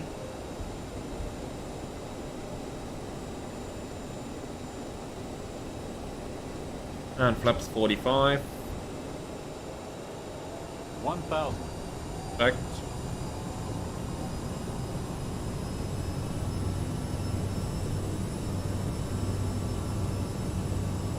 I'm approach quality. Landing checklist. Sorry, final checklist. Nothing 19 Cabin. Quebec, wind 250 degrees, 08 and not runway 24 left, clear to land. Runway 2 for left, clear to land, and Astro 100 Quebec, Quebec. Have a nice landing. Quality 1136. Okay, final checklist. Cabin ready, thrust reverse on, landing it down, flaps 45, final checklist complete. Quality 136. Thank you for your service, sir. Please good. Sorry for that. Okay. Autopilot off. Alright, it's 1136, catch up with halfway there. Take off 960, gas still here, preventing catch up with central 9 here.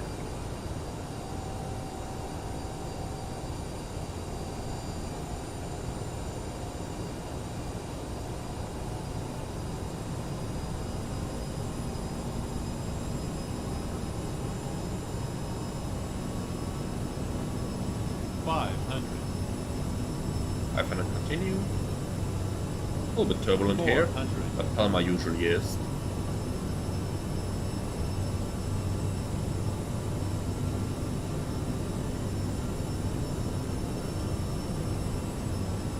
$300. 572 Yankee Papa, descend to 30,000 feet. After Sink correction, rate minimums, clear for 200. ILS to Can you approach runway 24 disregard that left, sink down. rate? The plane is just overly sensitive. 72,000, clear ILS to forward, left, 100. 570 Yankee Papa. 50, 40, 30, 20, 10. Come on. And we're down. Speed break up. Thrust reverse normal.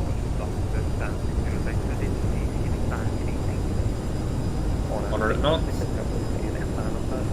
80 knots. 60 knots.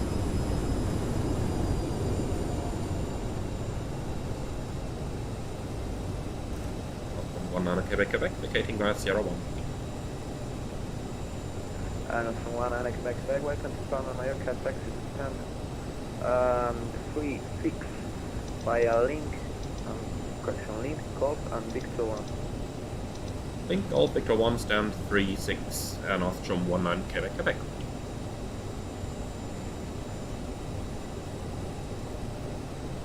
Quebec, Quebec. How long do you plan to stay online today?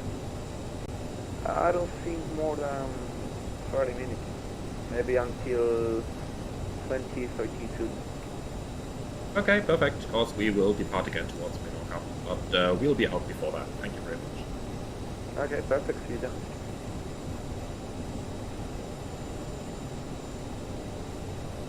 Okay, so Golf is the second left, and then stand 36. Let's get GSX ready. Why do they start at 38 here? I don't like that. Probably they have it as parking, not as a gate.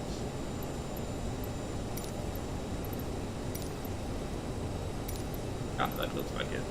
Market 26. Down 14. Yep. So, radar off. Flaps retracted.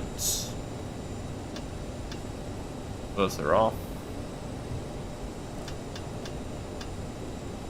Lights and probes after that night complete.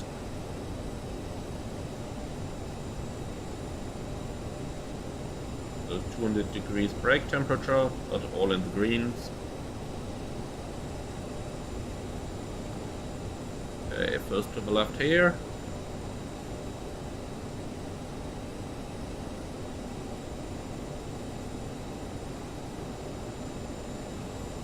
Clear left and clear right.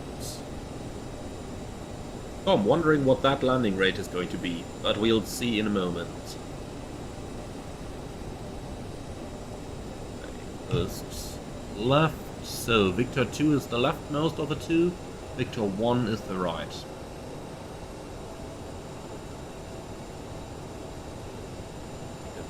the right onto Victor 1, and I'll just take a big shortcut here. There is nothing around.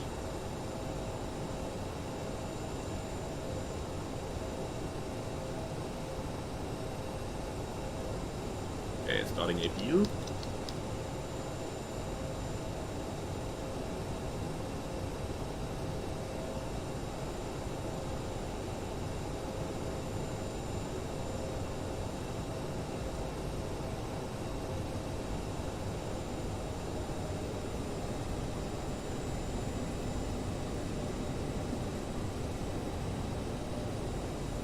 Okay, 38 to 48 left, 36 to 30 straight, so we go straight. And that's 36 on the left side there. Alpha 70 Yankee Papa established. Lights off, radars off. Alpha 2 Yankee Papa, wind 2 degrees, 08 knots, runway 24 left, dead man. Veteran Alpha 70 Yankee Papa.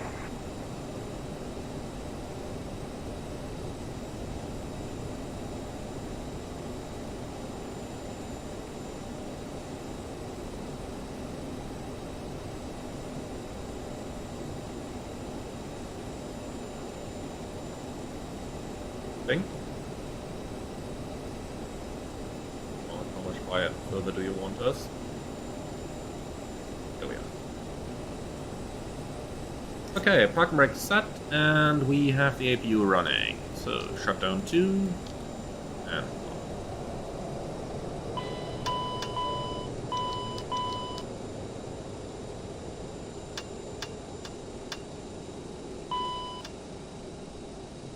and both engines below 20%. Parking checklist. Park and brake, set, thrust levers, fuel off, fuel pumps off, ignition off, anti-ice off, low off. External lights set, hydraulics set, trims centered, flaps 0, radar and transponder off and standby, nose wheel steering off, parking checklist complete. Okay, 59, we are still good in the time. So you can open the doors, and this time we actually have the guardrails up. And ground power should be available. APU shutting down. And here we go. Okay. Very good, another flight completed. Now, for the next one, we are going to start FS2 crew, and we are going to use the FS2 crew experience. But before we start with that, let's get out Sim Toolkit to check on my landing. And, wow. This was perfect marshalling from GSX. Absolutely perfect. Not. What a disgrace. Well. Anyway.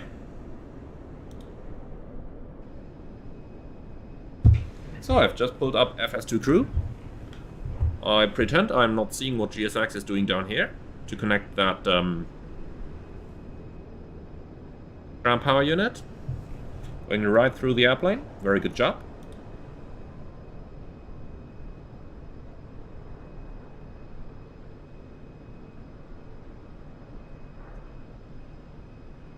I'll just not even talk about it. I'll just not even.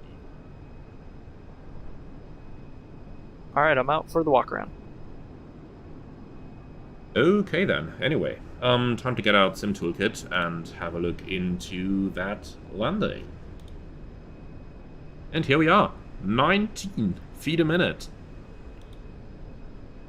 It was smooth, but I didn't see it was that smooth. Okay, let's have a look at the route of flight. We followed the SID, took the shortcut here, followed the star, and got radar vectors. So, very good job there from ATC, getting us the shortest possible route. Let's view the details and the landing report. And here we go. Okay, so we touched down one marker beyond the aiming point, slightly to the right of the center line. But 19 feet a minute. Of course, that was one of those landings where the runway was long enough, so I just figured, well, I'd do it anyway. Of course, you shouldn't aim to do that in the optimal case. It would have been easy to put the plane right on the aiming point at a more positive landing. But you know how pilots are. Eventually, that's your... I want to make that passenger the best possible experience. Okay, with that said, let's go right back into the flight planning and into the next sector. So, over to Menorca this time. And Back for the walk around, all looks good. And we are going to be the Air Nostrum 16 Juliet Romeo on this one.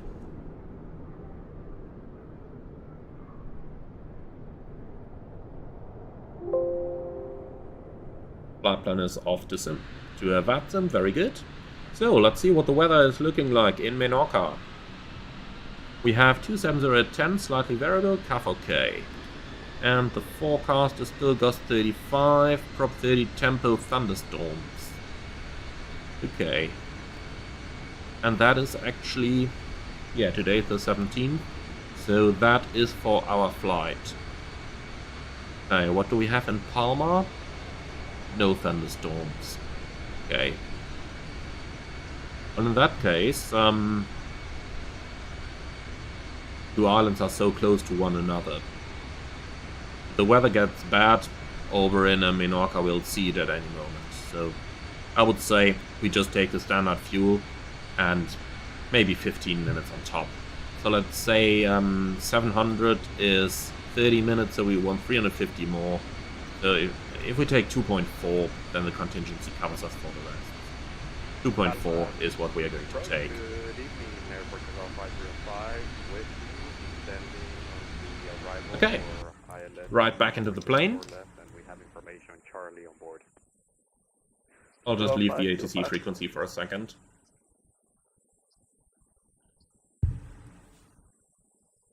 So, we said that we are going to have 90 passengers.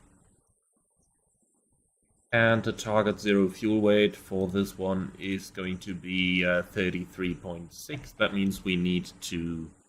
we'll basically leave the luggage as it is. 2.4 on the fuel. Set that payload in the sim, please. And that's all we need. Perfect. Well, first thing, get the control back to my PFD, as I will be flying this one from the left-hand seat. And then we can start programming our flight.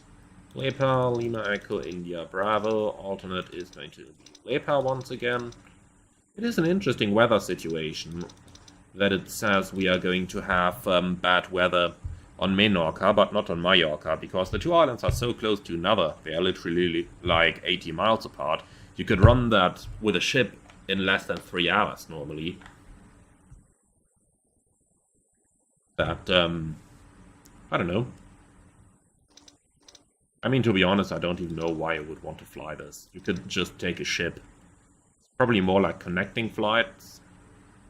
I have no idea. Anyway, super right, and we are going to fly the Port of Colombe departure. Hi, the security and safety check are all done. Are we good to start boarding? Yes, you can start boarding. Thanks. And then I guess ILS Zulu runway 24, Port of Colombe arrival. If we have one. Which we don't, okay. That's interesting. According to SimBrief, we should have had an arrival from Papa Tango Charlie. In that case, it might actually be worth having a look into the Navigraph charts to see what we are expecting. So let's take a new flight, import from SimBrief.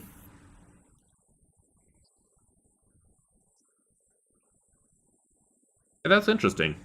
The chart still exists. Papa Tango Charlie 2 Bravo. But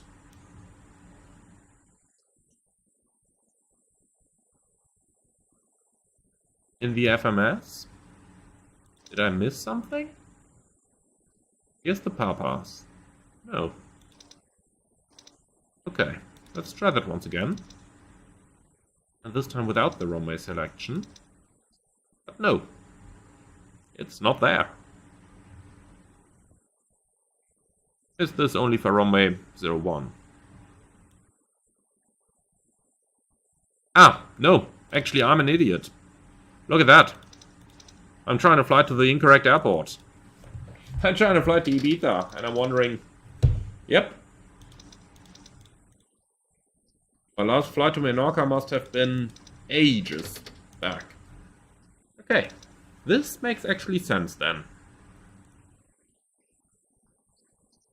Okay, so let's try that once again. Menorca 270 at 10. In other words, we could probably take both runways. What does the TUF say? 280. It's a runway 10. Sorry, 0119. Okay, so 19 would give us a slight bit of headwind, but would mean that we have to fly around the field. So if we just take runway 01 with a slight bit of tailwind, that is alright. If the wind really changes, then we might have to go for another approach, but don't see that happening. Okay, Porto Colombo to Bravo, here it actually is. Look at that!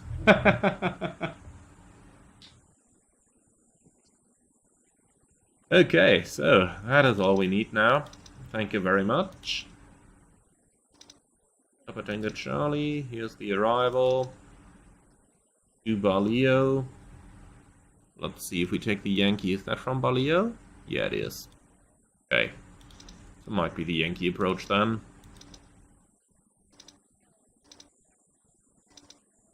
And that should leave us without a discontinuity. It does. Yay. Okay. So then, performance in it. We have 90 passengers on board. We have 1,141 kilos cargo. And for the fuel, 2,430. Cruising at flight level 140. And the alternate cruise is going to be at 12,000. In. Okay then, performance data. 270 at 55 is going to be the average wind. And since it's such a short flight, we'll just copy that to the others as well. Outside deviation -4, perfect. And the off block is planned at 20, so 20.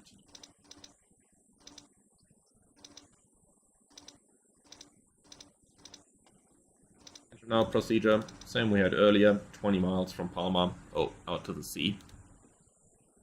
Okay, that should pretty much be it, so then let's get FS2 crew to run a briefing. Are you ready for the brief? Go ahead. Okay, the newest weather shows good conditions. We will plan to push and start for a 2-engine taxi. There are no hotspots along our taxi route. It'll be a left seat takeoff. Any ice is not required, and no need for radar today. We will plan on a normal thrust takeoff. Prior to V1, any master warning, engine fire, or failures will board on the runway. After V1, we'll take it flying and fix it in the air and plan to come back here. If all goes well, we've got our clearance as filed and planning on a RNAV speed mode, nav mode departure. Any questions? No questions. Okay, that completes the brief. Okay, and I've just had the nav source to the FMS on the FO side because Hi guys, FS2 here's crew... the load sheet for you. Thank you. No problem. Have a safe flight. FS2 crew obviously doesn't expect us to have set anything on that side, so that's why I'm just returning it to standard. Okay then, now let's do the actual briefing. Don't see any threats for the routing. Palma, Menorca, 441 miles. No, that's not right. Where is it acting up? I tell you it's on the arc. Actually, no. Here. It has arrival in a few times. Okay. Like this. 136, that's much better. Okay, left seat, flaps 8, noise abatement 2, backup 1500, and emergency straight at 20 miles to pick up the hold in 3000. Needs to be determined, pushback with the nose to the left, and then via Victor 1 and Foxtrot, I guess, to runway 24 right. Departure, Portocolom to Alpha departure on a chart 10-3 Delta effective 18th June. Transition altitude 6,000 feet. In the FMS also 6,000 feet. Speed max 250 below 100, that's in. Initial climb 5,000, and that is pre-selected. So for the routing then, straight ahead on 236 outbound Palma San Juan VOR. So let's take that active on both sides. Until 7 DME, then left turn heading 109 to join the bearing 136 outbound Andrach 384. We're going to put that on the ADF number 1 and then 401 on ADF number 2. And for the setup, we need VOR1. Actually, let's use VOR2 and ADF1 initially. Okay, and that's about it. Any questions on that? No? Okay, then let's quickly look into the arrival. As said, it's a short flight. There again, speed 250 below 100, and that is in. The arrival itself, Portocolom to Bravo, taking us from Portocolom 058, 37 miles to 15 DME inbound Menorca, that's this one. Then onto the 13 DME arc until radial 194, then to Balio, and from Balio we join the ILS Yankee approach. That's in here. Final approach fix is at 3.9 miles on 1600. That's the Fox India 1600 there. Minimums to be set in flight 500 feet. And the destination elevation is actually 300. We'll set that. 400. Here we go, 300 is set. Missed approach, climb and runway heading 2000, turn right direct to VOR 2500 and hold, and then here we go, runway heading 2000, then to the VOR to hold in 2000. Okay, so that's pretty much our setup completed. Then let's go ahead and start reading the checklists. Pre-start check. Stand by.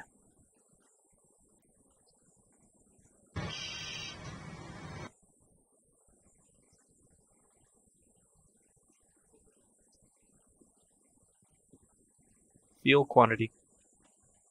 Released with 2430 kilograms on board. 2430 kilograms. Confirmed. Cabin signs. On. Pressurization. Set. Altimeters. 998. Set left and center. 998. Set right and cross-checked. Flight instruments. Autopilot set my side. 5,100 in the pre-select. Heading 237. Set left. Set right. Anti-skid test. Complete. Oxygen flow. Checked left. Checked right. FMS. Verified. Radios. Set left. Set right. Takeoff brief. Complete. Pre-start check complete. Ladies and gentlemen from the cockpit, this is your captain speaking. We'd like to extend our welcome on board to you today. Sit back, relax, and enjoy the flight. Okay, so that's pretty much our setup. Let's go ahead and call ATC for our clearance.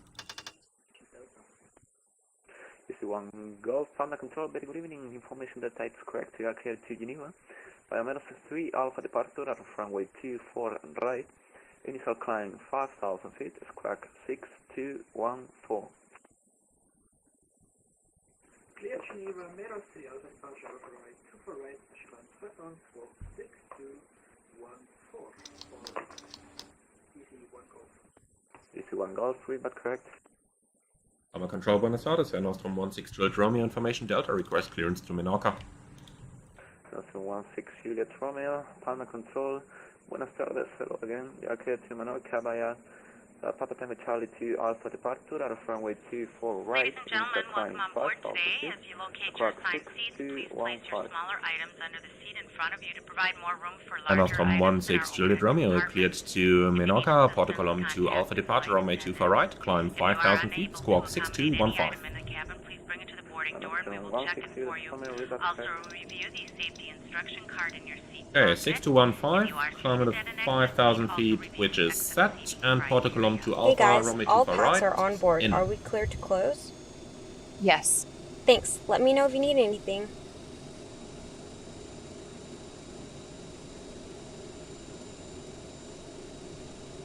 Okay, then I'd say we are pretty much ready. And Metal Eye, female captain, yeah, indeed. Something for a change, isn't it?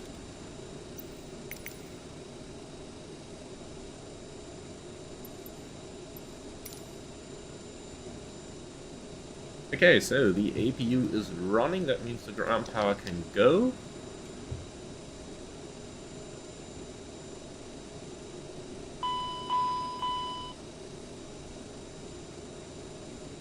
And what's the status of the doors now? Did I mess something up? Yeah. Okay, that's better. Brake is set, doors are closed. Looks good to me. Okay, then we are good to go.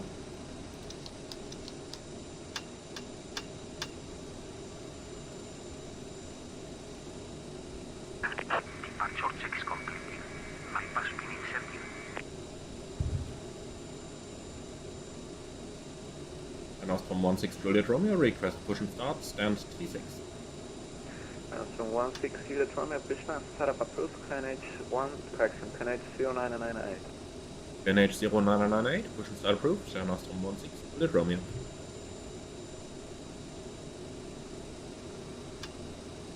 Engine start check. APU. On. Takeoff data set 43595 kilograms. V speeds are V1 139, VR 142, V2 150, VFTO 191, flaps 8, set right. Set left. Trims engaged and centered. 4.5. Seatbelt and shoulder harness. Check left. Checked right. Hydraulic pumps. Auto and on. Beacon. On. Nose wheel steering. Off. Doors. Closed. Engine start check complete. Alright, brake off.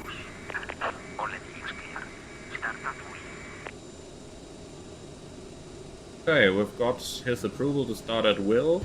We'll just wait until we are beyond the red line then.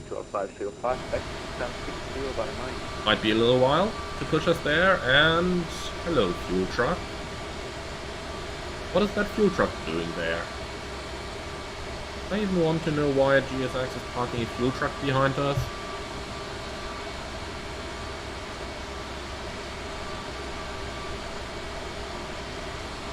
Ouch.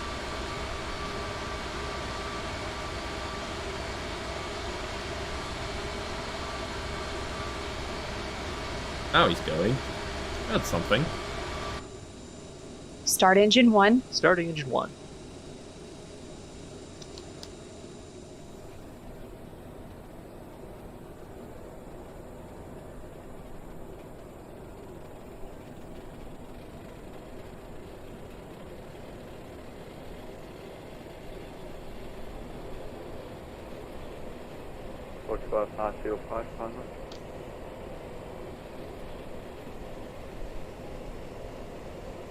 So the FO pretty much does the entire engine stuff for us, so we're just sitting here and watching.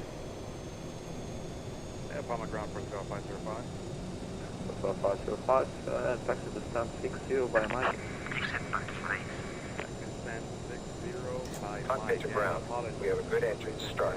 You can disconnect. Active frequency change. No worries.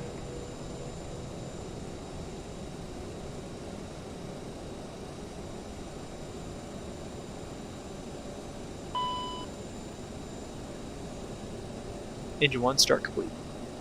Start engine 2. Starting engine 2.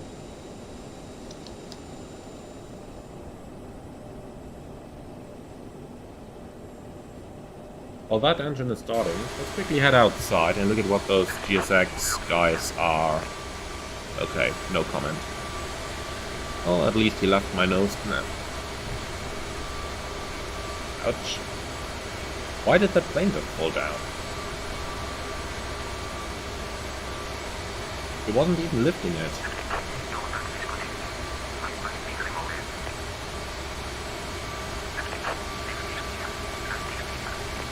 Yeah, thank you very much. You are clear to disconnect.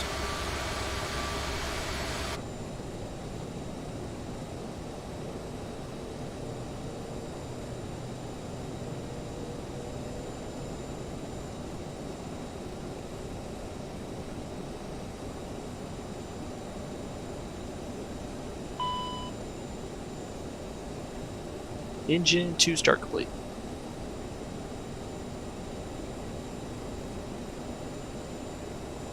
Okay. aboard our flight today. This is the lead flight attendant speaking. Please direct your attention to the cabin crew for Oh, flight control. safety information. There is an instruction card in Full your up. seat pocket that Full down. demonstrates the Neutral. safety equipment Full on left. this aircraft. Full right. Neutral. Regulations Apparatus.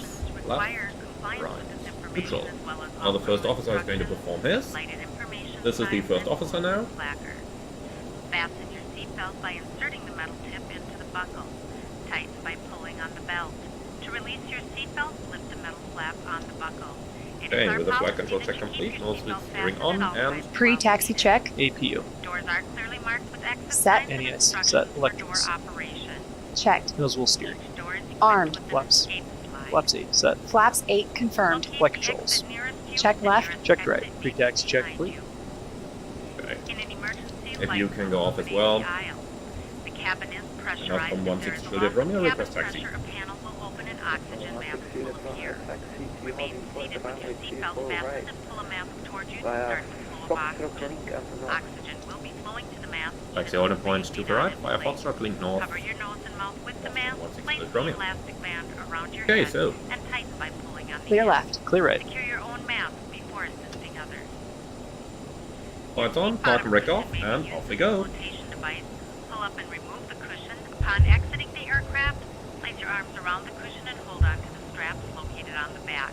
This is a non-smoking flight. Smoking is not permitted in the cabin or lavatories. Cabin lights will now be turned off. Reading light buttons are located above your seat. Thank you for your attention. Daniel, is this live weather? Yeah, it should be. Let me just check. Yeah, it is live weather.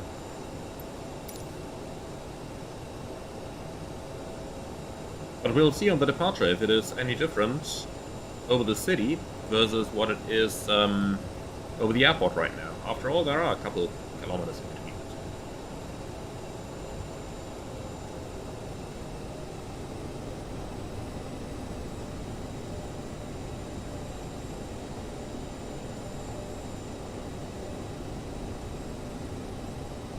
But yeah, Microsoft Live Weather is not always the greatest.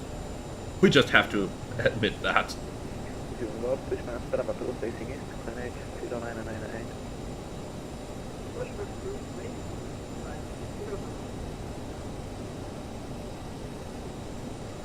Okay, the right is clear, the left is clear, gate Foxtrot is up there. That is pretty much the same we used on the earlier flight as well. Change crew, thank you so much for the support. Have a great night. Report to God.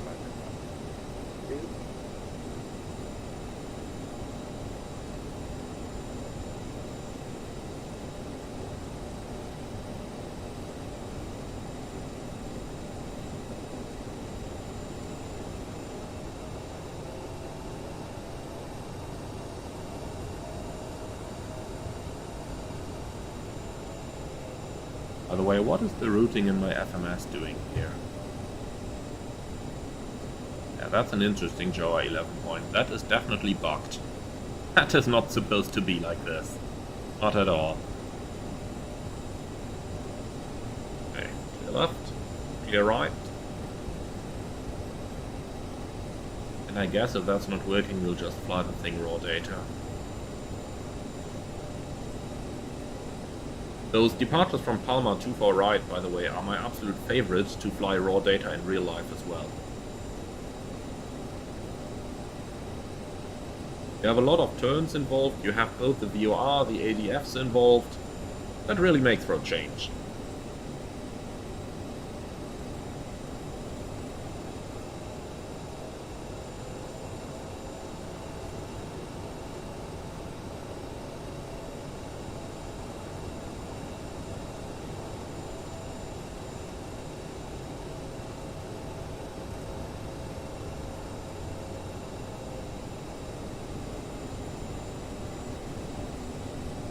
Clear left, clear right, and now that we can see the city, no rain at all.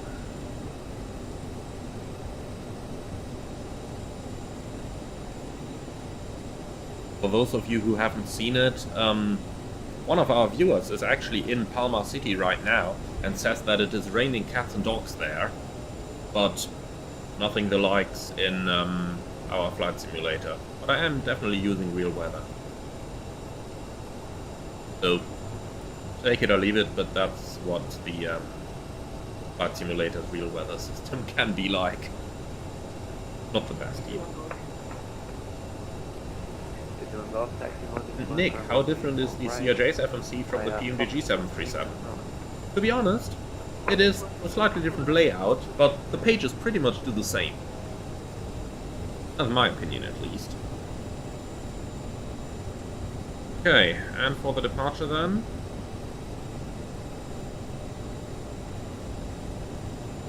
We'll have to go raw data, because the FMC acted up on the first waypoint there. So let's quickly review that.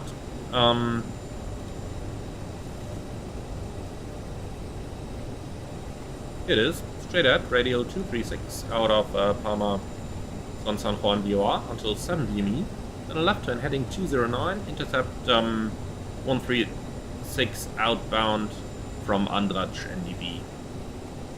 And that leads us then to PTOX, and from PTOX we have FMS guidance again.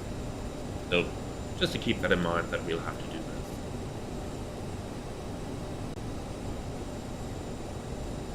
From 16 Juliet Romeo, ready for departure.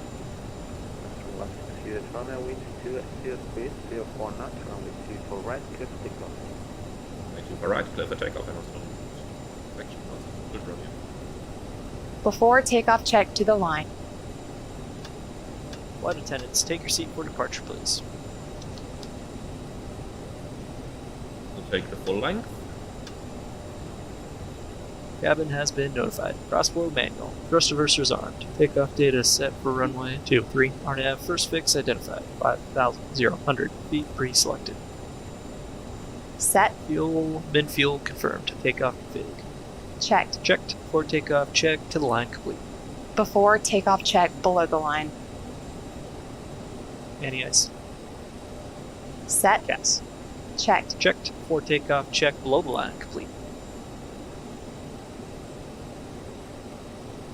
Runway heading check. Check.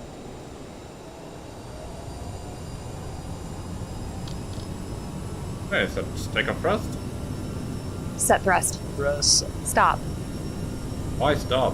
90 knots. Roger. I don't know what FF2 crew is doing there. We'll just continue. I don't care. 80 knots is checked. Of course, we are not going to get the callouts now.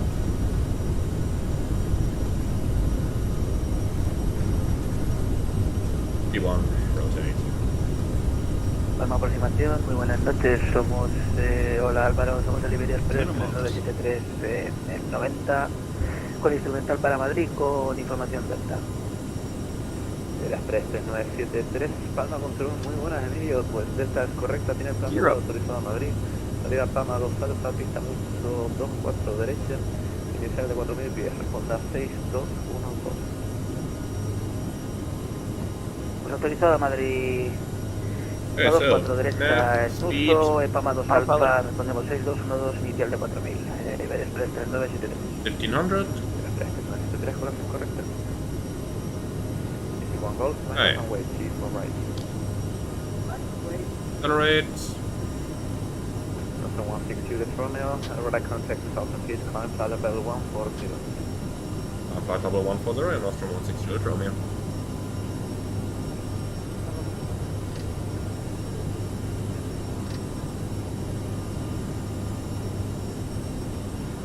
We'll set one 4000 initially. What is that autopilot doing? Literally not following any of the commands. See that? Well, in other words, we'll do a bit of manual flying here.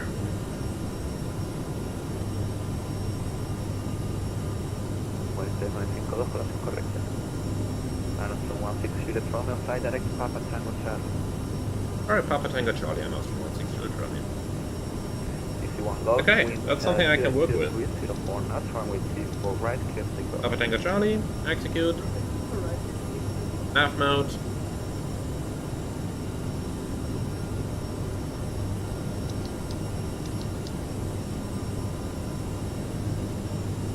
see if this made any difference, if the FMC is usable now. Let's complete the turn manually.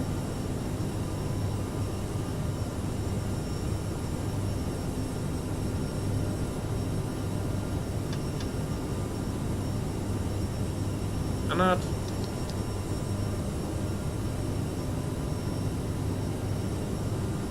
Okay, now that we're going into the right direction. This. Try that autopilot again. And that looks better indeed. That does look quite a bit better indeed.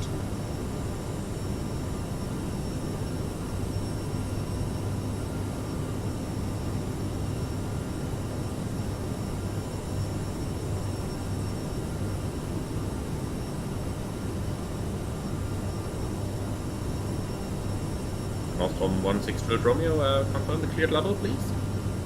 140 final. Gracias, 140 final, Nostrom 16 Romeo.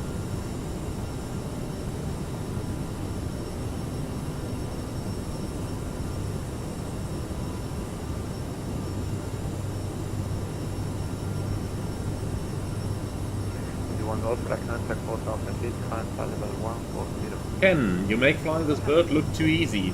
Well, it is easy flying this. Okay, passing 10,000, speed 300 knots. And keep in mind, even with FS2 crew, the heights are ours, so we can release the cabin, but with those clouds up here, I will keep the passengers seated.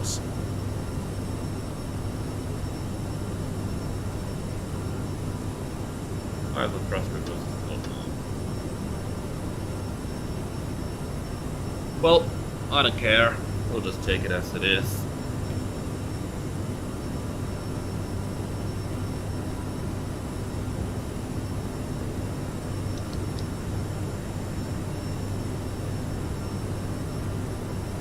Oh, 300 knots.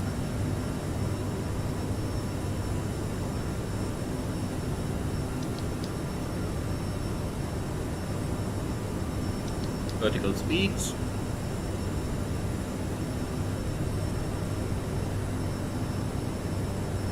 $2,000 to go, vertical speed 2,000.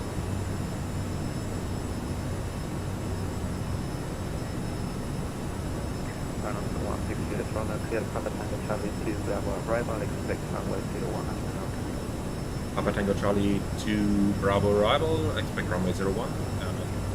Romeo. One to go. Yes, 1,000.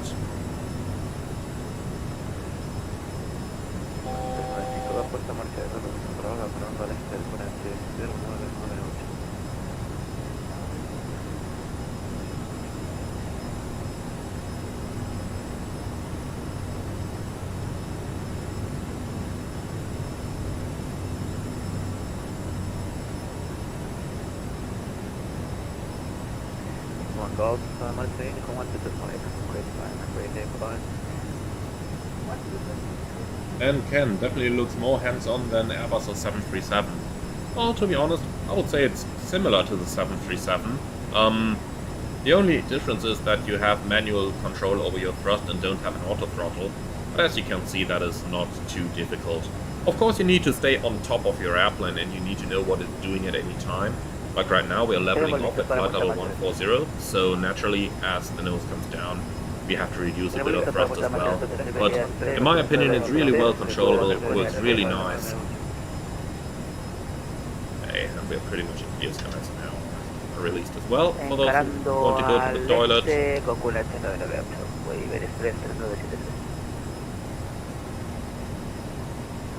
Okay, altitude capture. And here we are. In cruise level. Let's see how far it is to the top of descent. 4 miles. I don't believe that.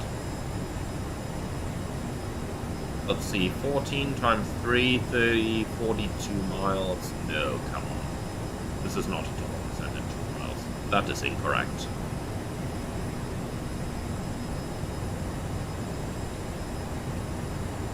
But anyway, let's start setting up for the approach into Menorca Airport.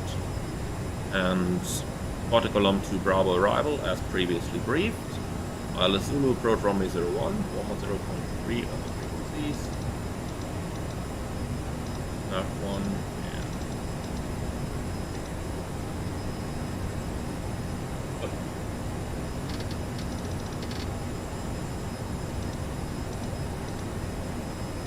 and F1 and F2.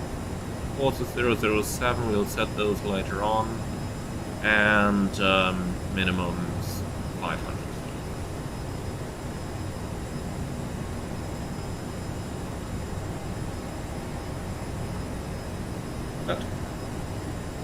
Okay, approach speeds, we'll take them right from here, and that should pretty much be all we need to do.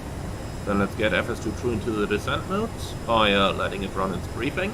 Are you ready for the arrival brief? Go ahead. Our current weather shows nice VFR conditions, and we've got the arrival and approach for guidance in the FMS for descent planning to get down to the airport. It'll be an ILS approach. The runway is dry, and we take the first available turn and taxi to the gate per ATC instructions. Once clear, we can plan to start the APU for taxi in. Any questions? No questions. Brief complete.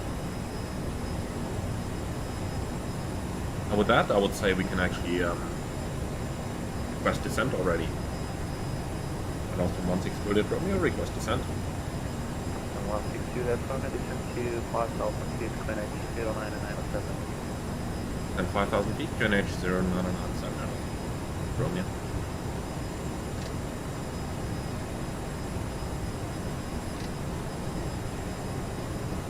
Okay, set. Vertical speeds. 2,000.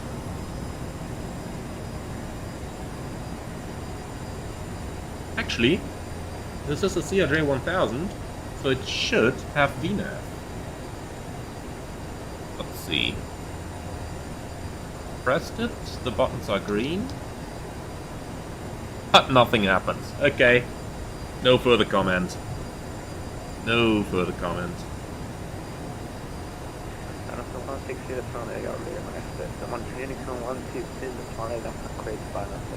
Okay. 122 decimal 8. Maelstrom 162 Juliet Romeo. Muchas gracias, adios.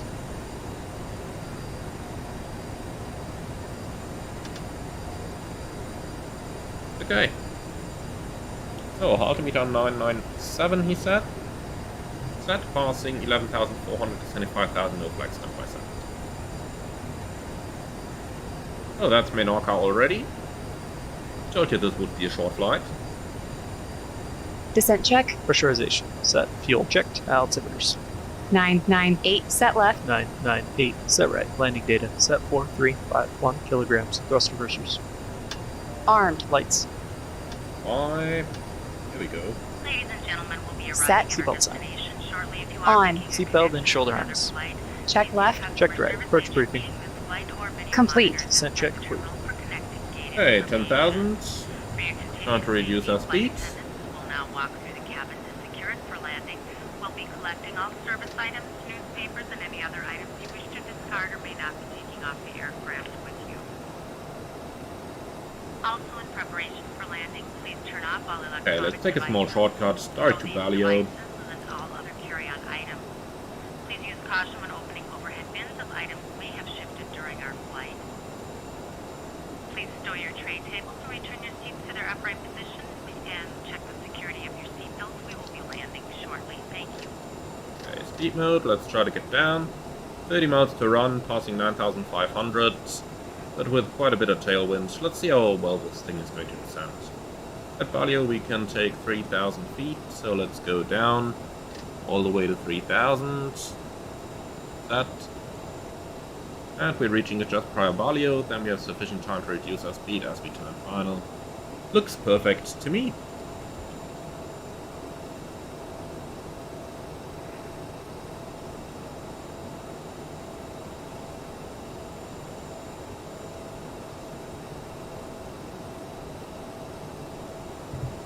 And Fabio, hello, does the CRJ have auto throttle in the 1000 series? No, it doesn't. This is all manual thrust.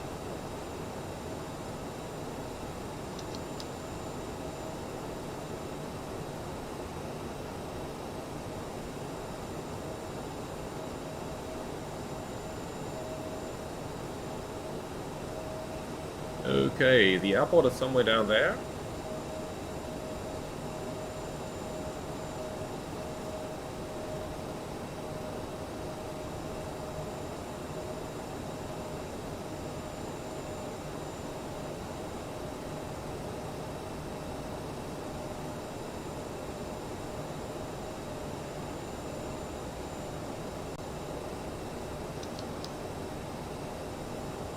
Okay, you know what? Let's disconnect the autopilot and have a little bit of fun in some manual flight on this.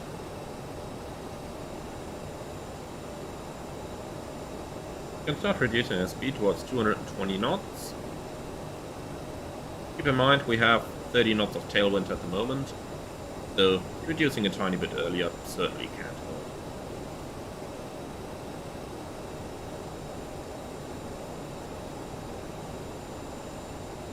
And we passed 10,000 of course.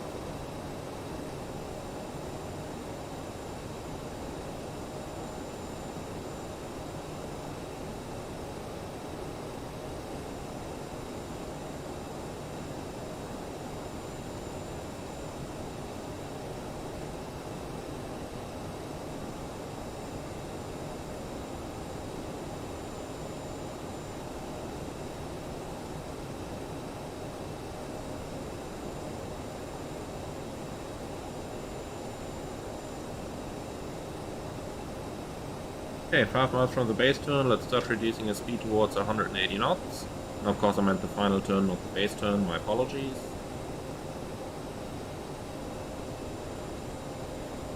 You can already see our glide slope indicating here. Basically I'm just reducing my speed in line right now. Keep in mind we have 30 knots tailwind, so we're still doing 250 knots over ground, about 4 miles, 3 miles from our base turn. So that's the reason why I'm reducing the speed so much right now. Flaps 1.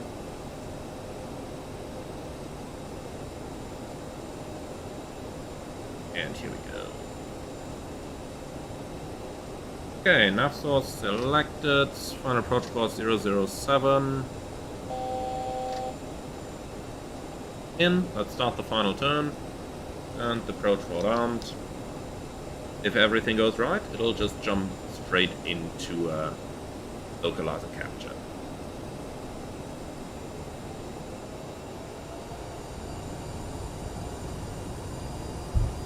Let's put that flight director off. We basically don't need it anymore.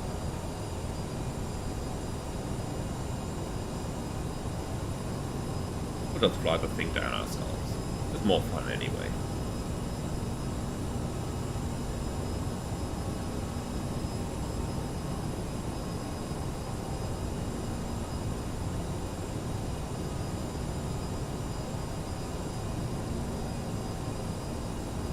Okay, runway in sight, just over there.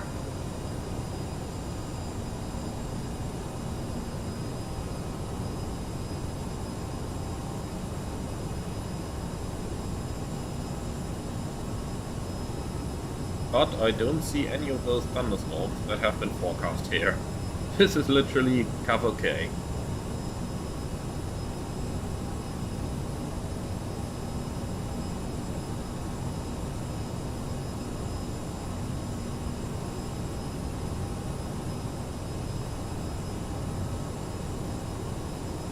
Quite a crap angle we have here. Look at how much I need to correct in order to get back on the location.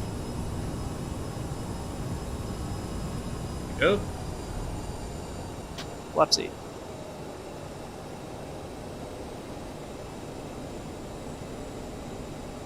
Established. We're heading 007. Menorca traffic and Nostrum 168 Romeo established on a 10-mile final runway 0.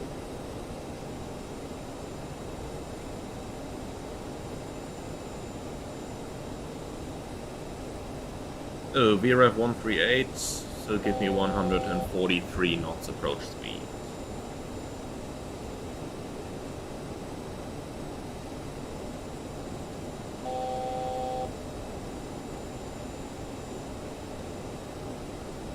Just approach altitude 2,500 feet. That? A A little bit to the right of that center line.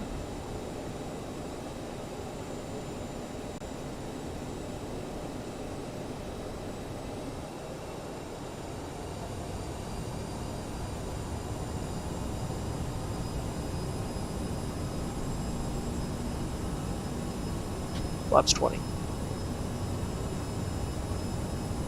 Gear down. Flaps 30.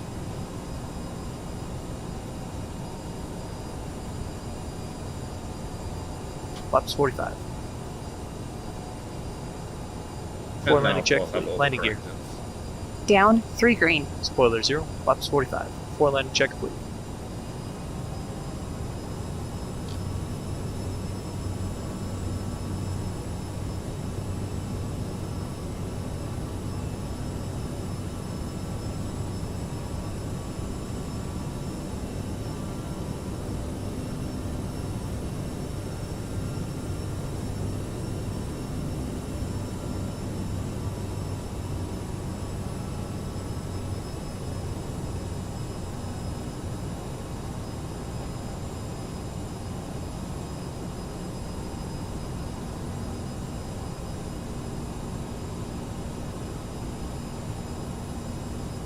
Okay, so we might be getting a GPWS sync rate alert again. That is expected due to the CRJ's GPWS working correctly.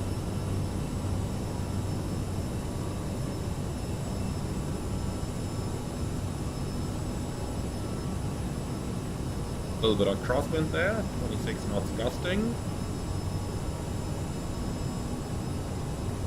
500 above minimums. Check. Oh yeah, now the wind is picking up. 400.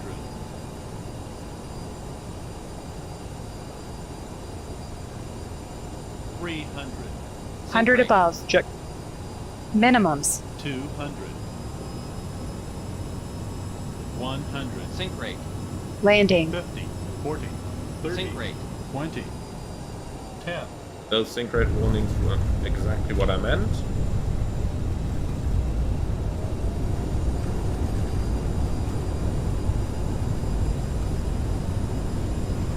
Knots. Roger.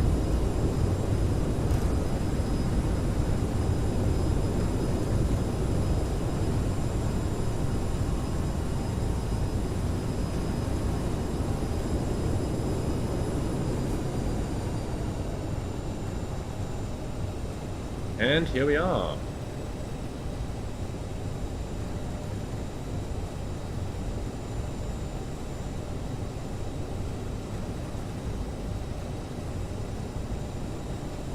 So, number 3 is complete. The FO is tidying up the airplane.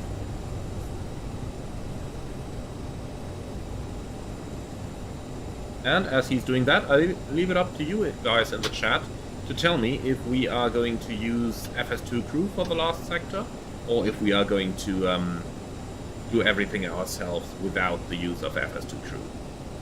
Well, you guys decide.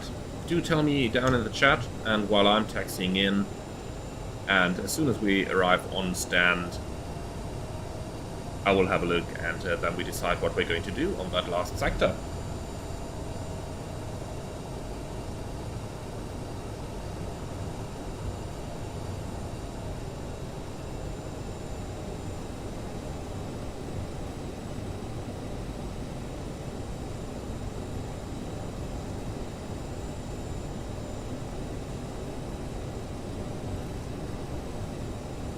Ladies and gentlemen, this is the conclusion of our flight. Please remain seated with your seatbelts fastened until the captain has turned off the seatbelt sign and the aircraft is parked safely at the gate.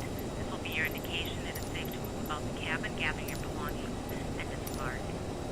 We'd like to thank you for flying with us today. We appreciate your business and hope to see you again on a future flight. So, gate 11, that's straight ahead.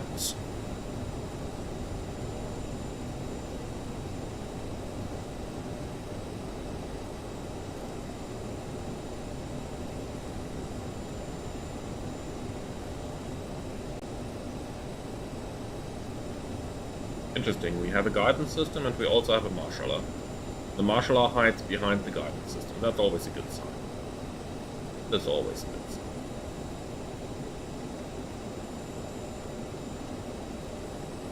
Let's see if he's going to guide us any better than last time. Yeah, well, that was crappy guidance. Crappy actually. Okay, brake set, APU online, shut down.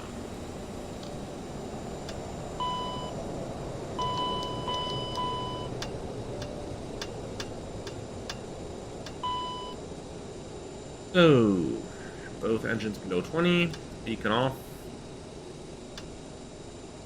Cabin crew, disarm slides and cross-check. Shutdown check. Shocks and brakes. Out and on. Seatbelt sign. Off. Anti-ice. Off. Packs. Set. Fuel pumps. Off. Hydraulic pump 3A. Off. Beacon. Off. Nose wheel steering. Off. Transponder standby. Shutdown check complete. Okay, so that is sector number 3 complete. And...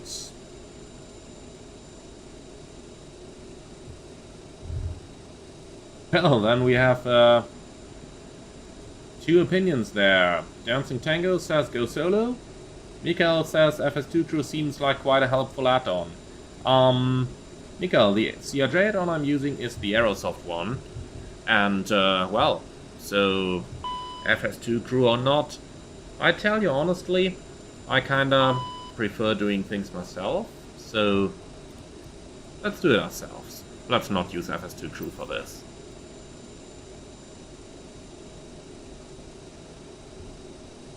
So, chocks in, door open, and we do need ground power, and we do need open cargo doors. So, you guys can open. ESX. Rate the jetway, please. Let's see how well or not they are going to connect this time.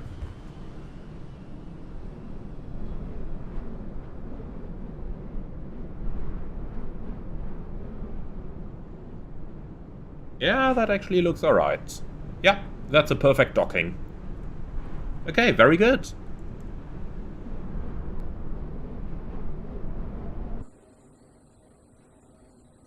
Nice, so they can start deboarding, can they? Yes, they can. Okay, perfect. So, in the meantime, we are going to prepare the last sector of the day, which is going to be from Ibiza back to Palma de Mallorca. So let's bring up our sim brief once more. And here we go, new flight.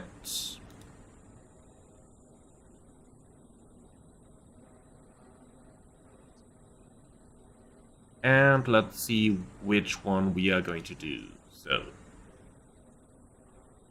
Flight radar hard at work, trying to get me my call sign right now.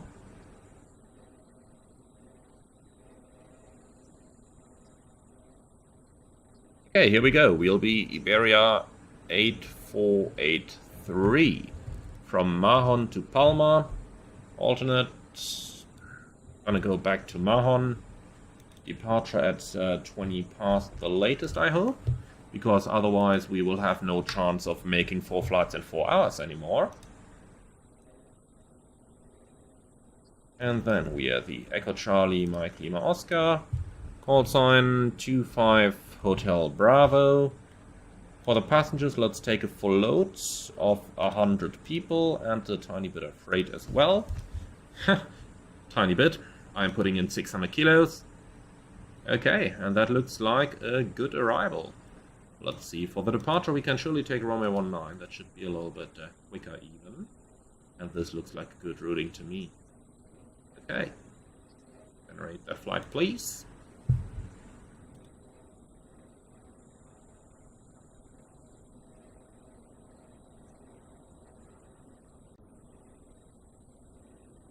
And here we go, 20 minutes airtime, pre-file that on VATSIM. That looks good to me, and operator is going to be Alpha November Echo. Actually, that does not look good to me. 13,000 feet is too high. You've guys seen how short we've been at cruise level on this one, so let's force it down to 11,000.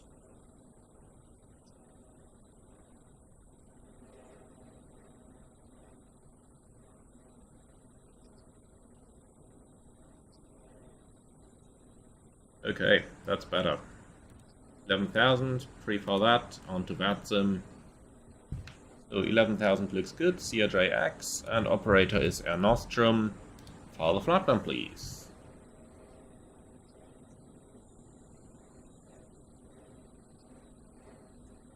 Okay, so we're done with this.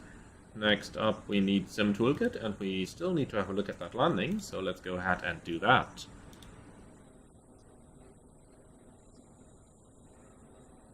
So this is the route we've flown.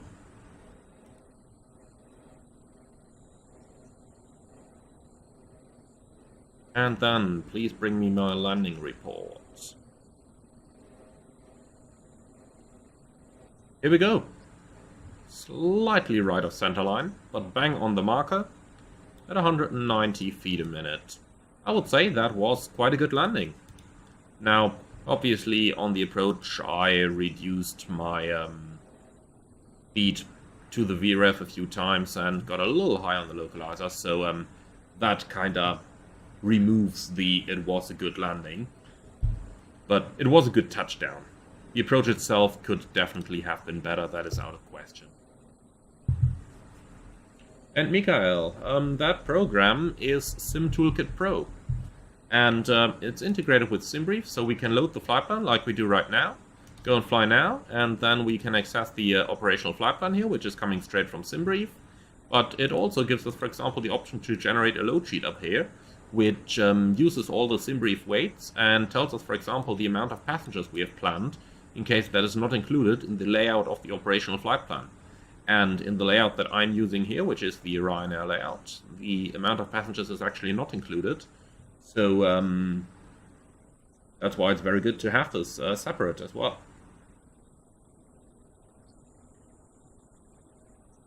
Okay then, so that is our preparation done. Then let's have a quick look into the latest weather.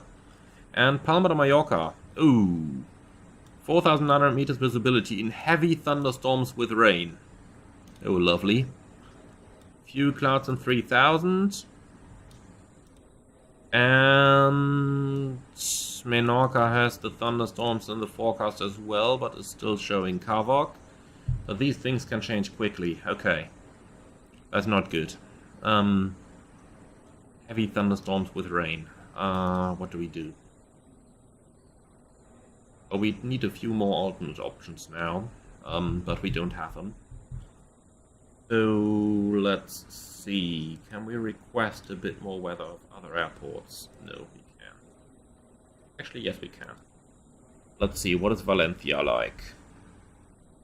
Valencia has only light rain. That is good. Stuff look like in Valencia? Okay, that is until 20, so that should be over. And they have prop 40 tempo, gust 30 knots. They have a runway 27 there, so that's down the runway. So Valencia is a much better alternate. Now we don't have any fuel calculations for those, but let's say about 1,000 or so.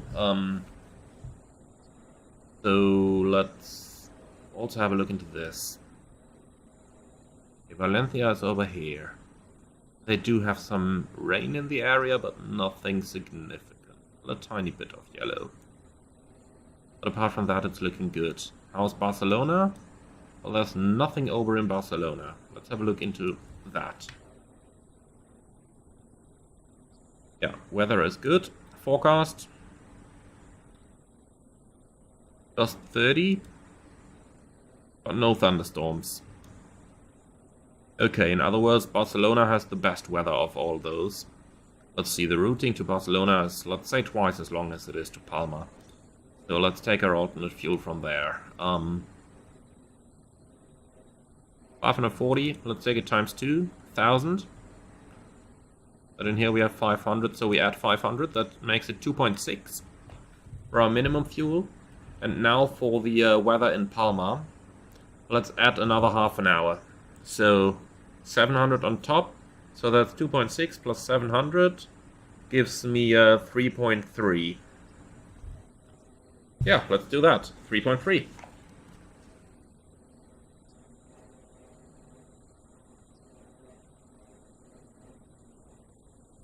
Okay, so for our payload, 100 passengers, fuel 3.3, and the fuel weight should be 35.0. So we need quite a bit more cargo.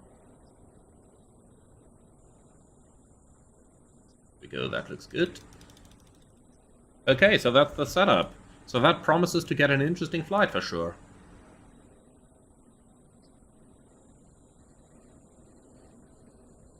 And Daniel, weather changes quickly in the Balearics. I bet you know better than us. Oh yeah, you can believe me, it does change quick over there. But yeah, for now, we have what we need, and I tell you honestly, heavy thunderstorms are usually really quickly gone. They are usually cells that last for maybe 15 minutes or so, so I wouldn't be surprised if all of that is gone by the time that we actually reach Mallorca. But let's see about it. That is of course real life consideration. Now in Flight Simulator things might be quite a bit different because they don't update so frequently. But let's see. It's certainly going to be interesting. Oh no, wrong runway. Try that again. 24 left. Where is it? Here it is.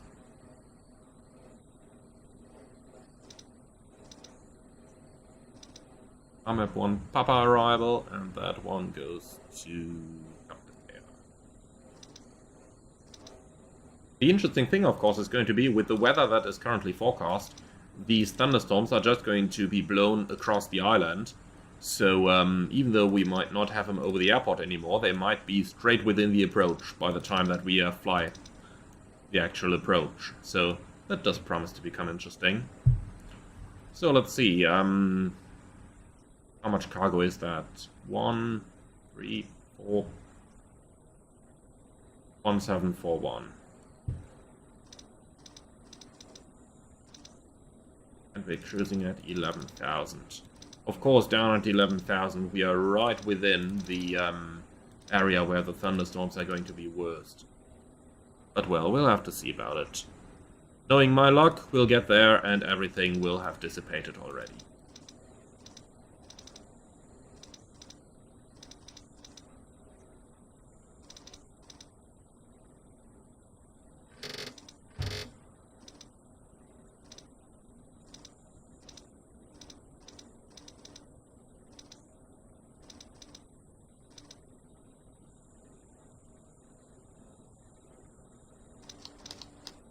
Okay, what else do we need to do? That looks all good. Landing field elevation, 20 feet in Mallorca.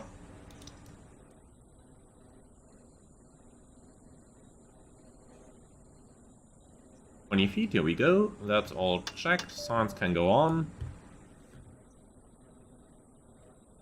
So let's get ourselves some charts.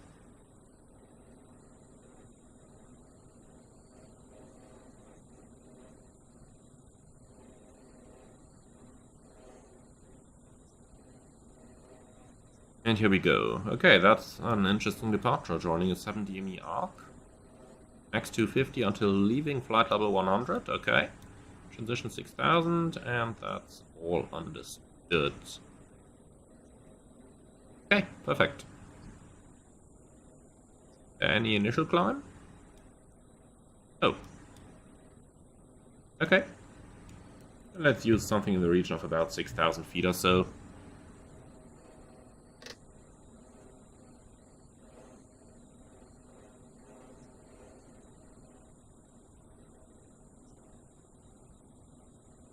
Take the performance from the EFB, and that should mostly be it.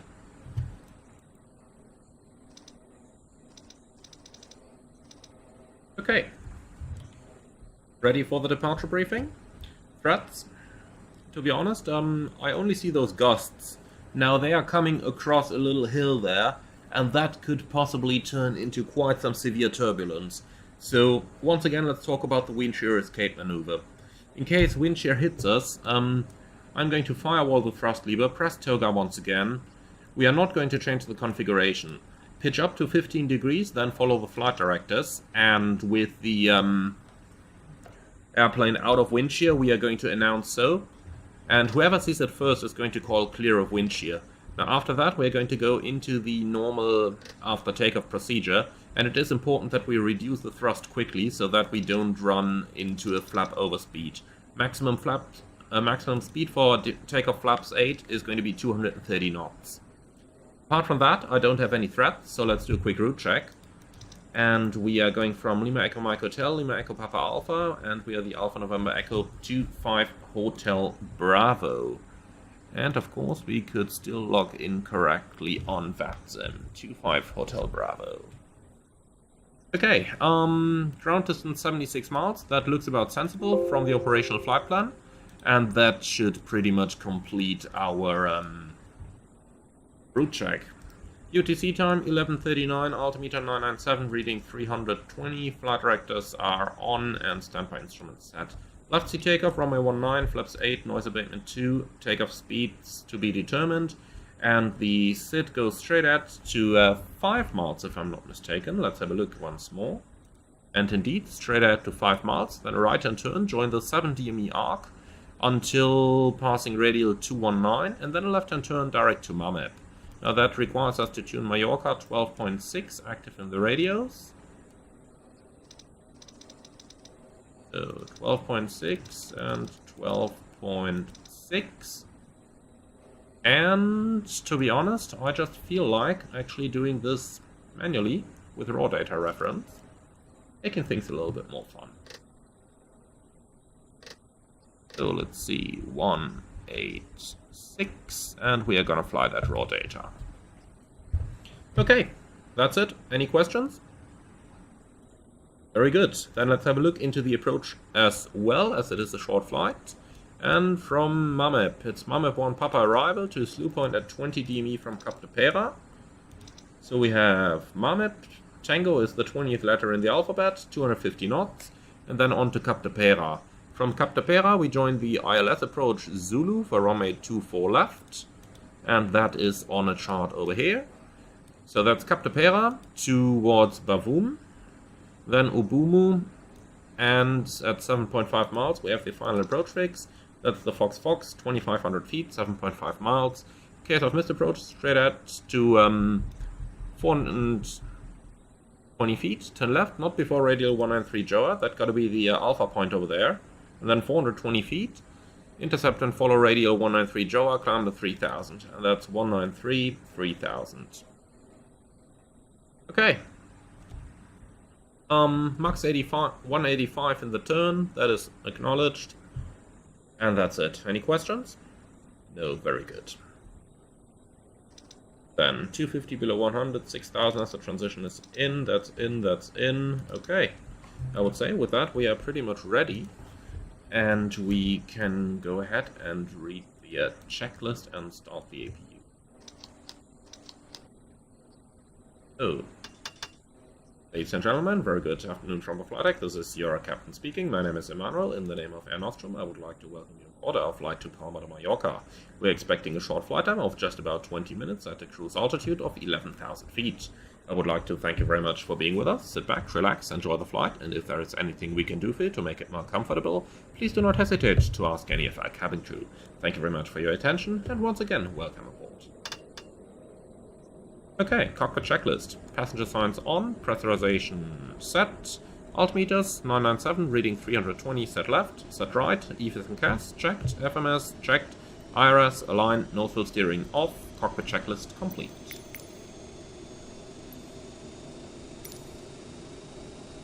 Okay, the APU is running. Jetway can be removed, thank you. Parking brakes are set, chocks can be removed as well. Okay. And with that, please get us the pushback chuck so that we can go. We have another 48 minutes so that we can actually make the 4 flights in 4 hours.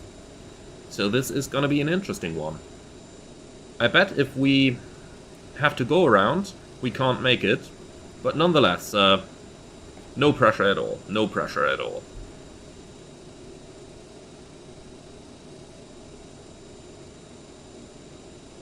Okay, so please start connecting your equipment. And let's just clear ourselves. Initial time 6,000. And that's it. There is currently no ATC online.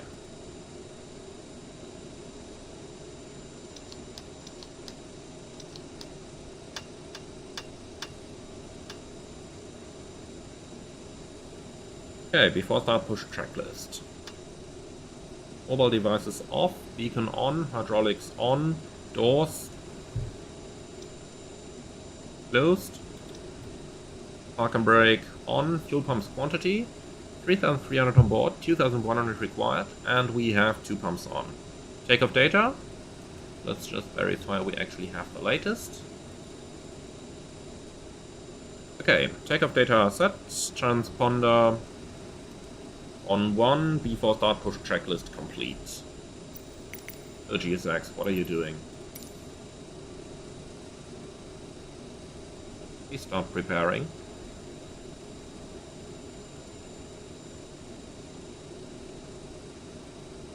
Anyone doing anything? Oh, there he comes. Took him ages. But then again, Spain. These kind of things definitely happen in real life in Spain as well. We are ready for pushback. You are not ready for pushback. You have not even connected a tuck, and you are still holding the pin in your hands. But thank you very much for that very differentiated input there.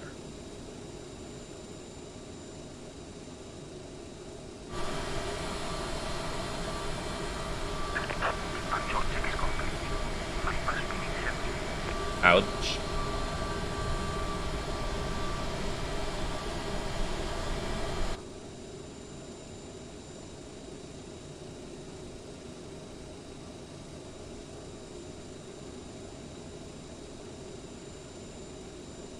Interesting way of driving a tuck. Well, lady at the wheel. No further comment.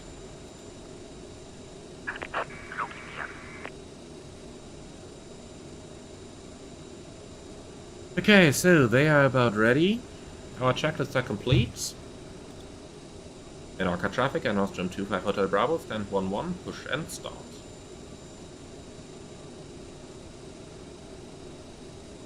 Nose can go to the left, please.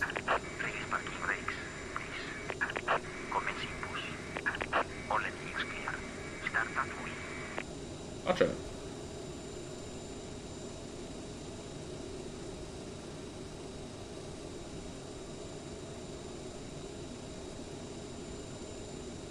Okay, set start at will, so let's go. Starting right engine. 2. Oil pressure up. And 1.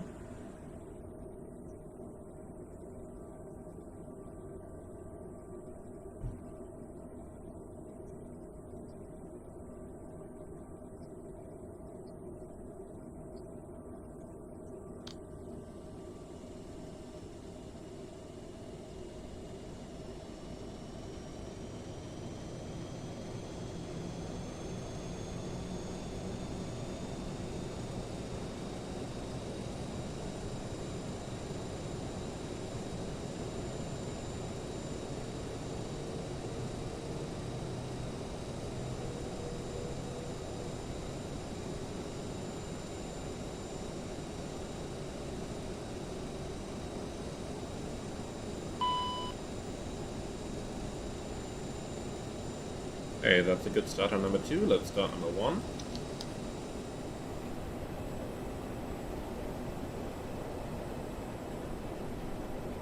And 2. Oil pressure. And 1.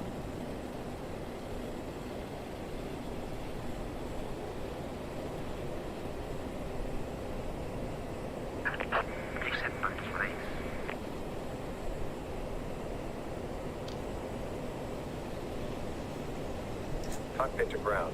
We have a good engine start. You can disconnect.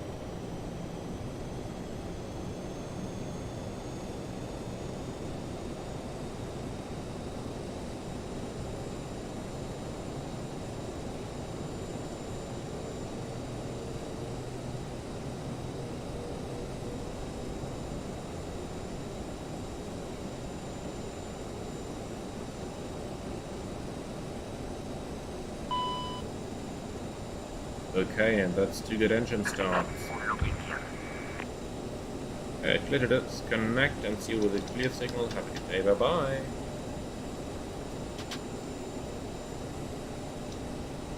So, flight control track. Pull up, pull down, neutral. Pull left, pull right, neutral. And the rudders, left, right, neutral. Okay, thank you very much. Clear disconnect and see you. Electrical looks good. Good. After start checklist. Anti-ice, off, low, on.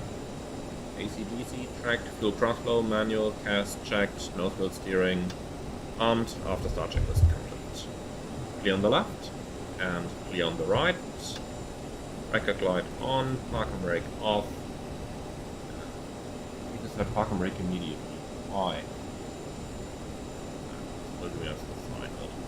Plan is received. Menorca traffic and Nostrum 25 Alpha Hotel taxi on the point. I know. Okay, brakes are off. Let's go. So, 41 minutes to make the entire flight and go on block. The moment that counts for our challenge of 4 flights in 4 hours is obviously the moment the park and brake is set and the engines are shut down at our destination airport.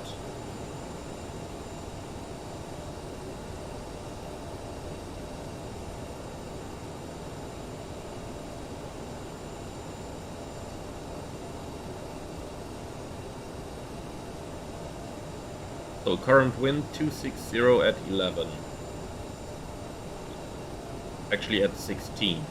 So it's still quite a crosswind, but not as bad as it used to be. Windsock actually knows quite a bit more. This is at least 25 knots there. This looks like it's cross at 15, gusting 25. Looking at the windsock. Every one of those markings represents 5 knots.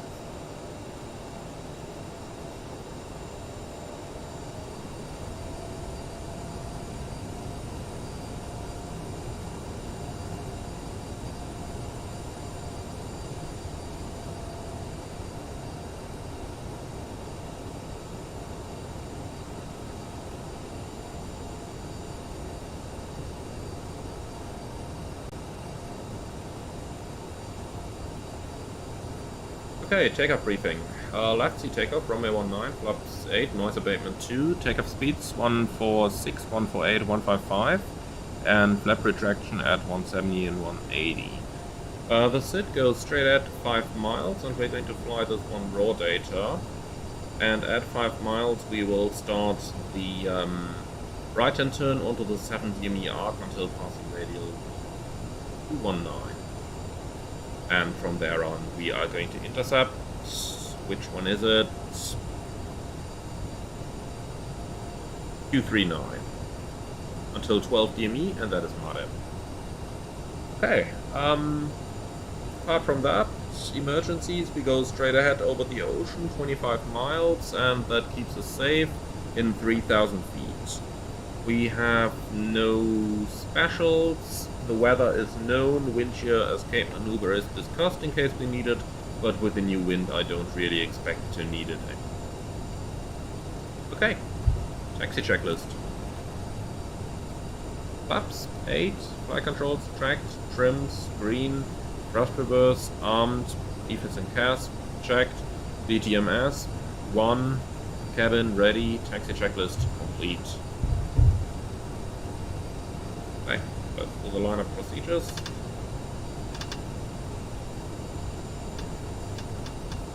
Cabin crew, please take your seats for departure.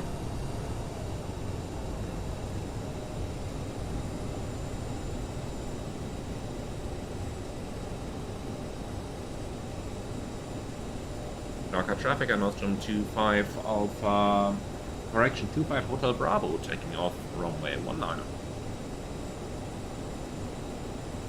Clear left and clear right.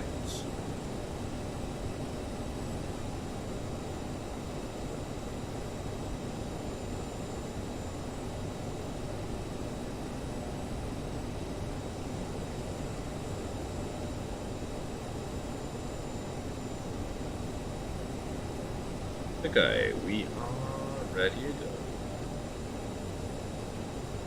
Coming.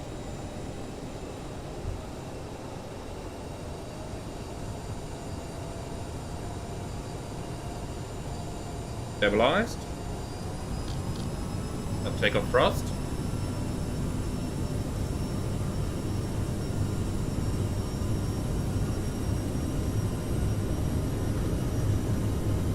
Takeoff thrust set, indications normal.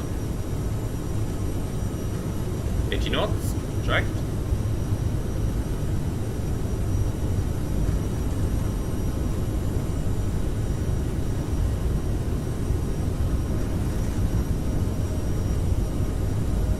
V1, rotate. Minimums. Yeah, minimum V2. You're up. Positive rate.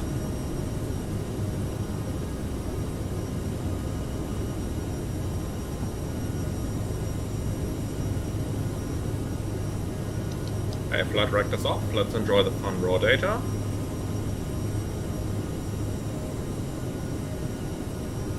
(1,300), speed 210. Flaps 1. Climb thrust. And flaps up.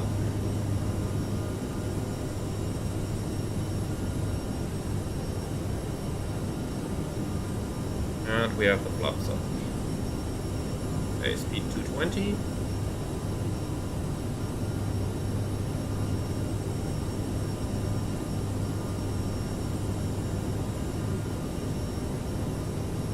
And then we can climb 11,000, which is going to be our cruising level.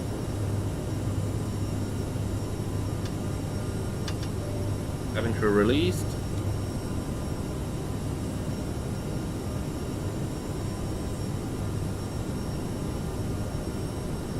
I'm gonna zoom in a little bit while we are flying the arc, so that you guys can actually read the instruments. Passing 5 DME. Make that right hand turn.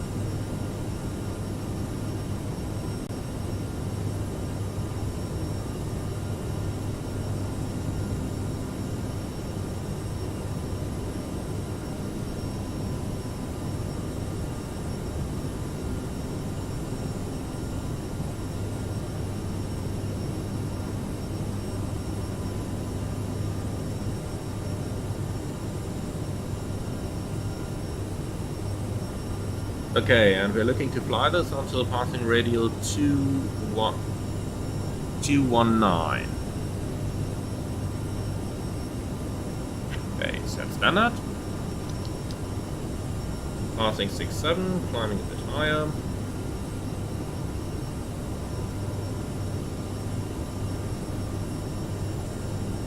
So 7.5 DME, now we're a tiny bit too far. The outside of the arc, but anything within 1 mile is acceptable. So watch the back of the blue needle here. We're dragging that one until 219. And as soon as that is at 219, we're going to make that left-hand turn.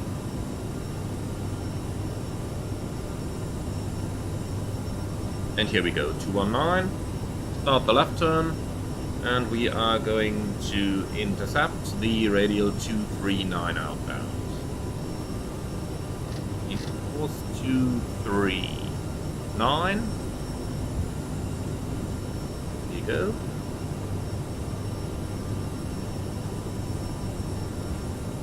And we can start the acceleration. Looking that we're about passing low 100. Let's go straight ahead. Straight away 300 knots. Okay, that radial is alive.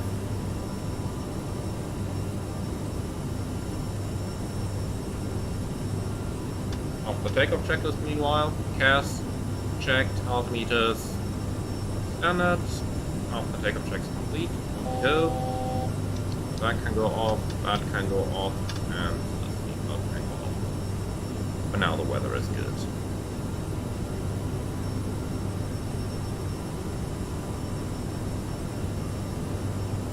Okay, reaching the radial.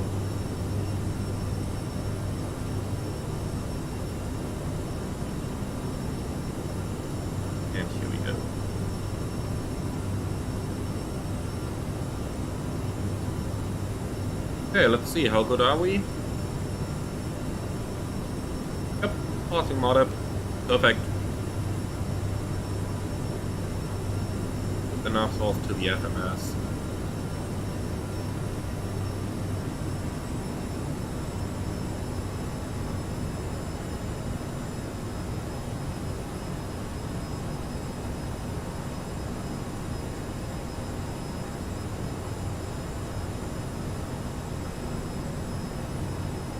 Okay. Perfect.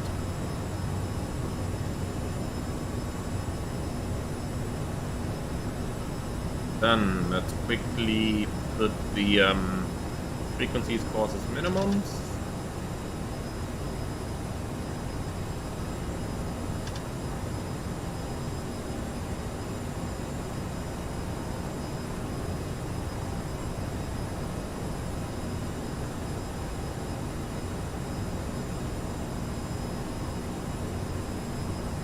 Okay, partner speed limit point, reducing speed 250 knots.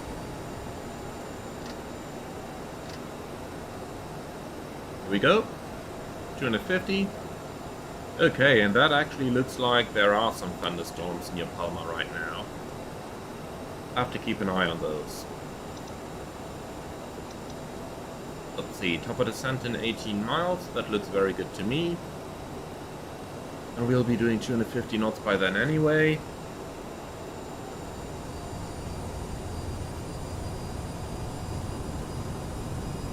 And here we go.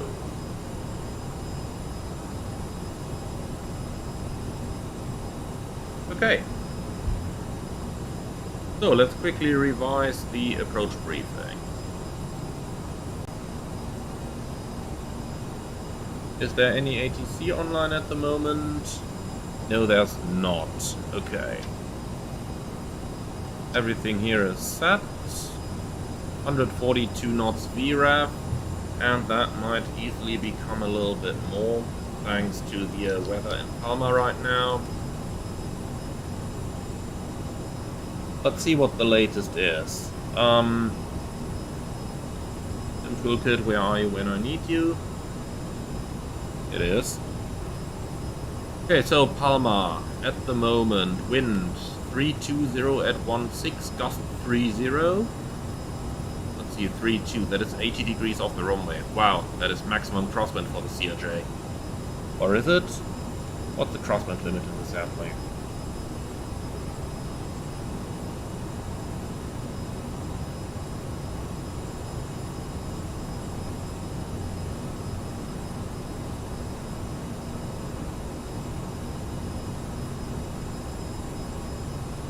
Okay, 30 knots. So we are exactly at the crosswind limit.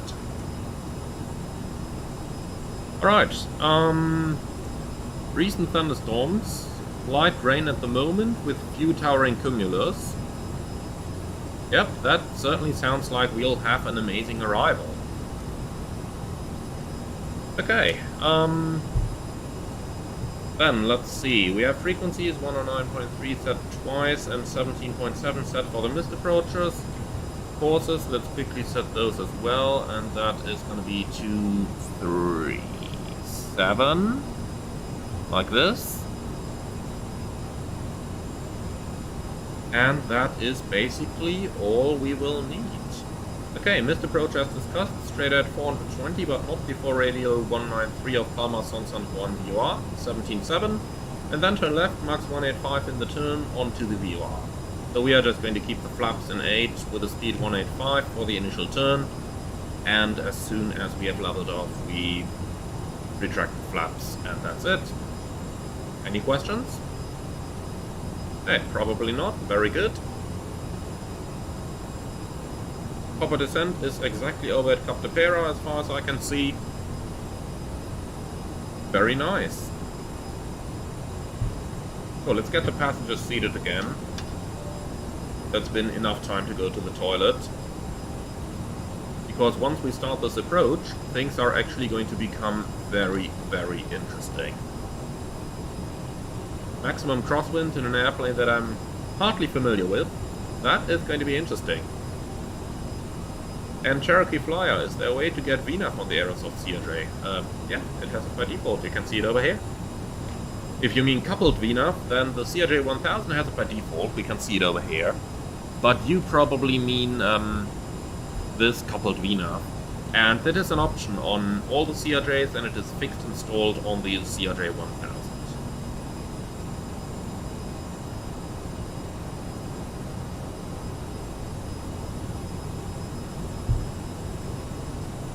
Okay then, let's start our descent. 4,500 feet initially. That. And that's 4,500 checked.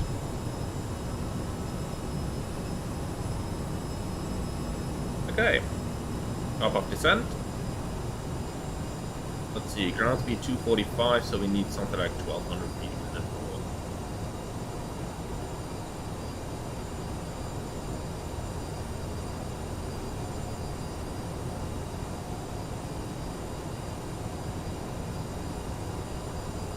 And there we go. There we have our VNAV deviation. So yeah, this over here is your VNAV deviation. The blue circle is your target vertical speed to maintain your VNAV path, and that's pretty much your VNAV. Palma traffic, Nostrum 25 Hotel Bravo, over at Cap de Pera on ILS Zulu runway 24 left.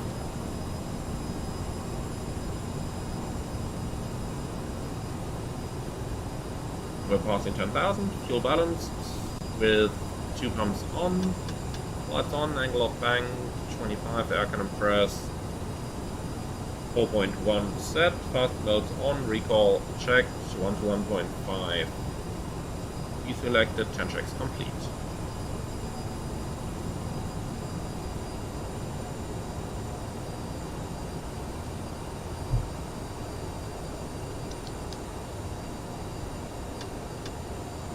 So, thrust reverse is armed, localizer will be tuned, that is checked.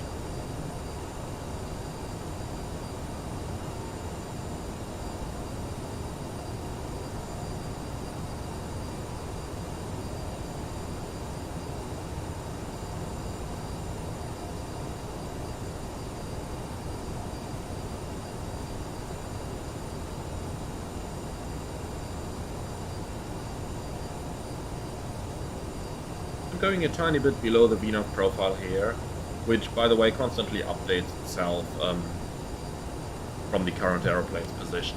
But I'm going a tiny bit below it because we still need a little bit of time in order to reduce our speed.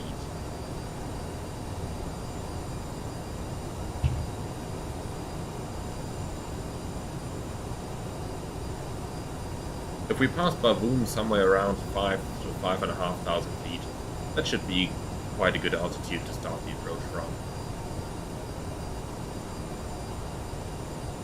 Okay, set altimeters 998, passing 7,300, descending 4,500, no flags, then well. Approach checklist, pressurization set, cars checked, altimeters 998, set left and center and right, and landing data set. Approach checklist complete.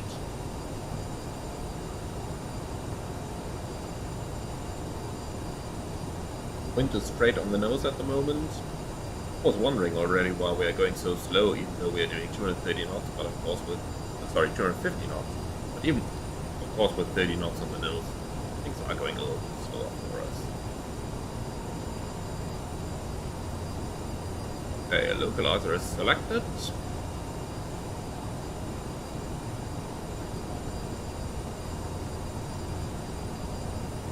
And that is definitely some nice weather ahead there. Pretty much everywhere. This is going to be the area over the approach, with that little hill up there.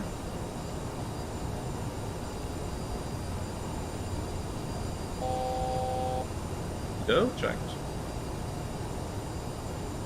And after Bavoon we can descend 2,500.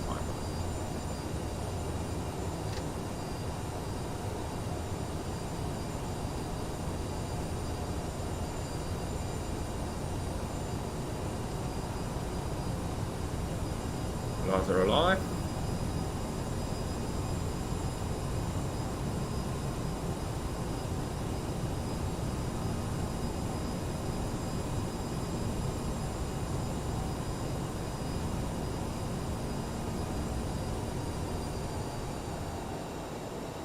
start the speed reduction to 10 is going to be our first restriction at 12 miles. Summer traffic and Austrian 25 Hotel Bravo established 17 miles final, ILS Zulu, runway 24 left. No ATC online at the moment anymore. We're heading 236 is set.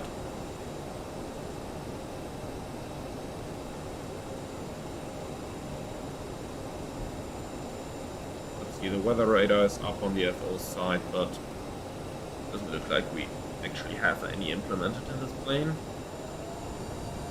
Okay, flaps 1. Maintain 210 knots.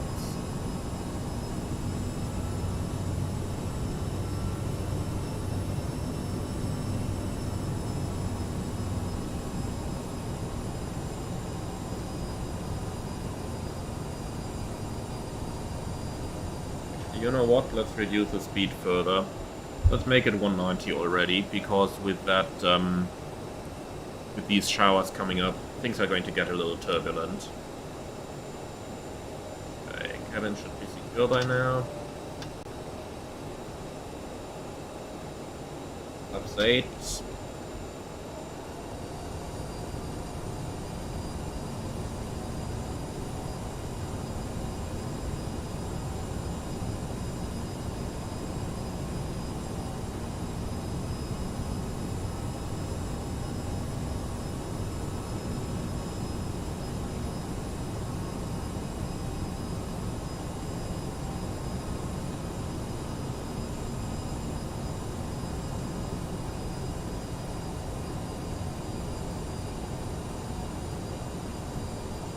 So 190 knots until 90.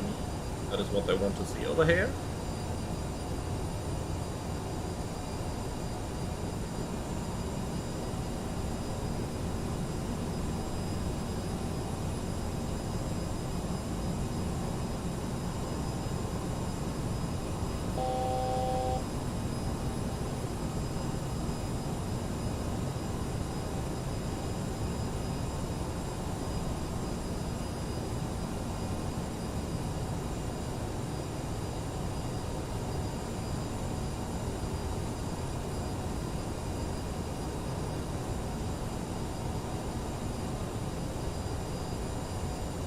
Okay, passing 90 ME. Next speed is going to be 160 until 40.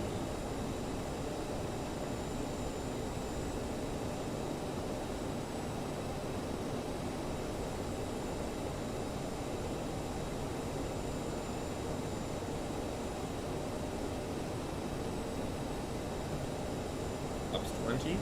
That will help slowing it down. Wind is 16 knots from the right at the moment. You okay?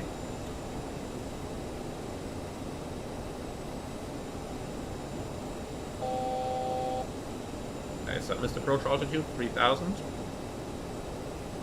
That.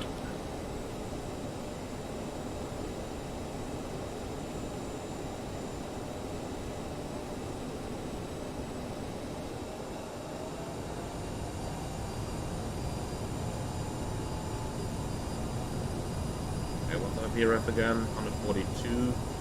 We're gonna do 152. Okay, gear down, flaps 30.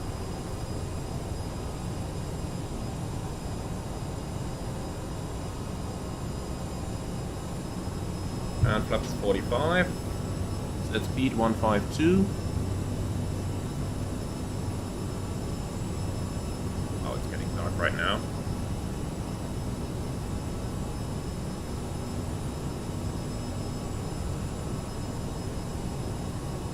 Final checklist. Cabin ready. Thrust reverse armed. Landing gear down. 145. Final checks complete. Okay, 1000 is checked and we are stable.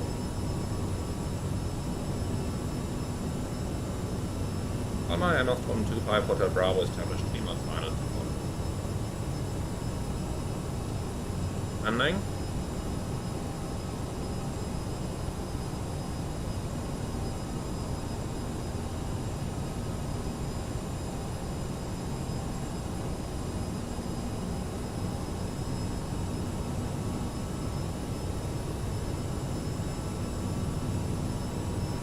Yoke traffic 2E1524 and I-5 set 37 inbound on the fence. Approximately 20 knots market south, temperature 9,000 feet. Okay, approach light inside. Estimating Menorca time 09, Yoke traffic.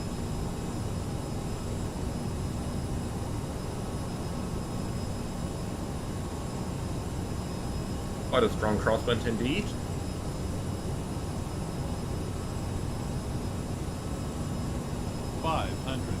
Back. 400.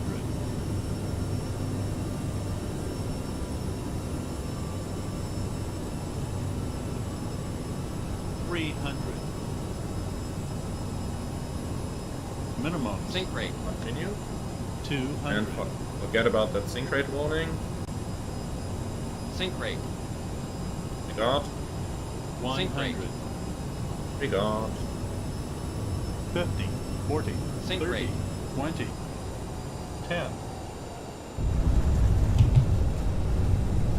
Okay, speed break up. Thrust as normal.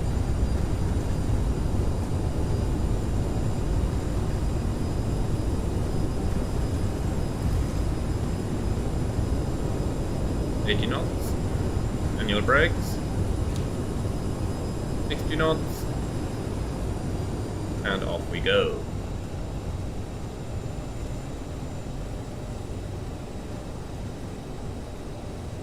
Okay, we're on the ground at 45.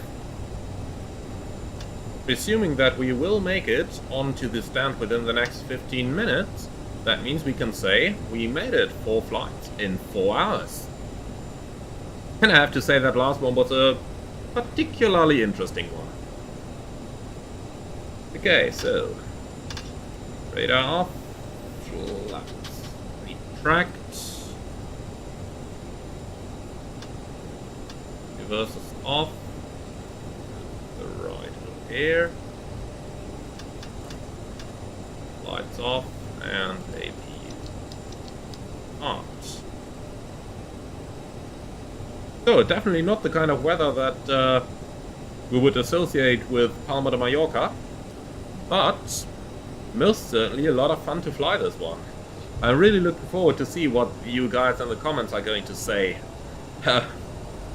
or what you guys have said during the approach, but let's get that plane to the gate first of all, because the timer is still running. We have to shut the engines down within 14 minutes in order to be able to say that we actually made it.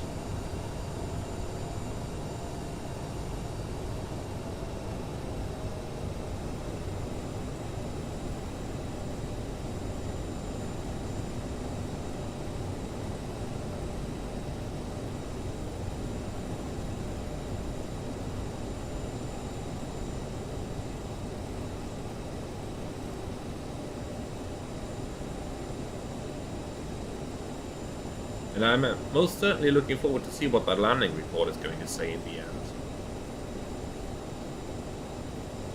Clear left and clear right. We're going to go to gate 38. That is where we started the day.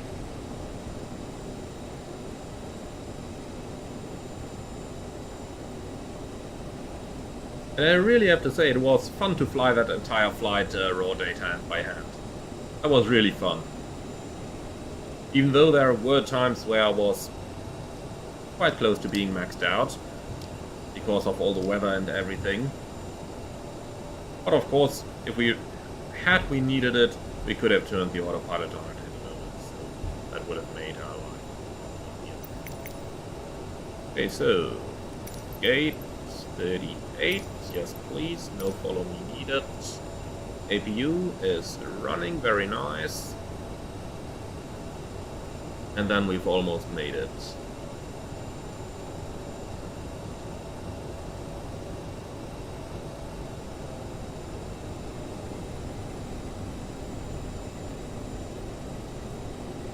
Okay, gate 40, we go one further.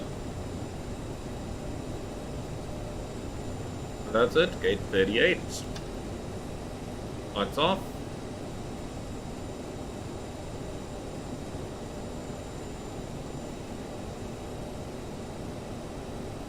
And the guidance system is working. CRJ-1000.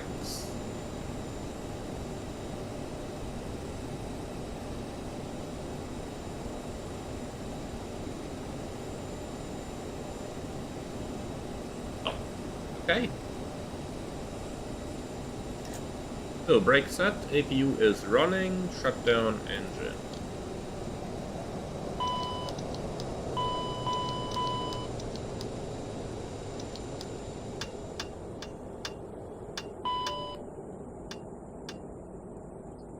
So, both engines below 20%, beacon off. And then we can do the parking checklist. Park and brake, on, thrust reversers, thrust levers, shut off, fuel pumps off, ignition off, anti-ice off, low off, external light set, hydraulics off, trims centered, flaps up, radar and transponder off and stand by, nose wheel steering off, parking checklist complete. Okay, let's get that jetway before they stop the ground operations, because I did see a flash of lightning there, and normally, if the jetway is not connected by the time the lightning starts, that means they are just going to abandon the ground operations until it is safe to continue, so we want to be sure that we can start deboarding within that time frame.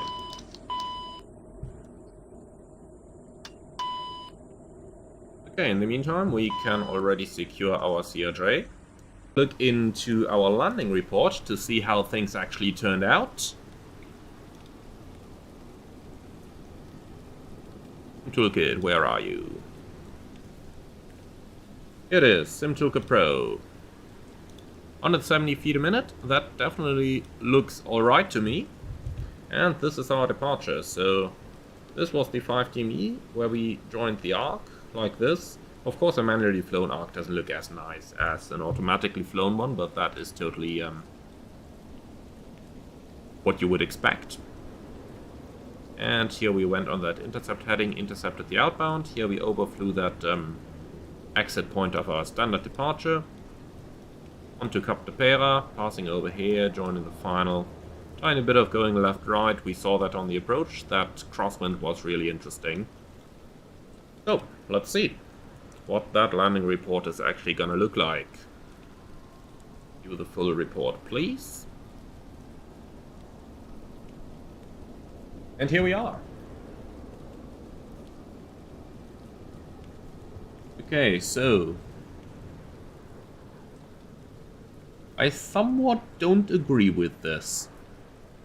Now, I'm sure that some of you guys are just going to go back in the live stream and check how far we flared, but in my opinion we definitely flared the airplane over the aiming point and landed beyond it. Slightly off the center line, but into the wind, that is expected. Vertical speed 170 feet a minute, perfect for conditions like what we had. Overall, a really nice landing, I have to say, and it was a challenging one, so I am allowed to say that I'm happy with this landing. Alright guys, so that's been this little challenge. 4 flights in 4 hours. We see it can definitely be done, and we just didn't have any capacity whatsoever to read any of your questions. So, Andy, as a real-world pilot, who would you... I don't know, my internet is getting bad. Well, let's try it. So, Andy, how would you rate the visual presentation of weather in Microsoft Flight Simulator? Is it realistic or not? Well, I could, of course, just say it's not realistic, because there are certain situations in which it is good, like right now, that would have been a massive weather front. Okay, it probably was, so, you know, that was okay, but, you know, there is always that little bit of extra that you could have achieved. And most of all, if we look at the general weather scenarios we have available in Microsoft Flight Simulator, then you can really see that it is still a pretty simplistic weather system. Apart from that, however, I do have to say that for certain weather conditions it does look pretty nice. It all depends on the conditions that you actually want to simulate. Yeah, I love your CRJ flights. Hopefully see more. We'll see about that. I might do a couple flights with some different aircraft every now and then. However, overall, I do need to say that I was quite happy with the CRJ. And Victors, this is the Just Flight Palma de Mallorca Airport. I do find the Just Flight one better than Just Sim, because Just Flight just try to, you know, put a little bit more accuracy in there, and the Just Sim basically is a port from P3D earlier. Apart from that,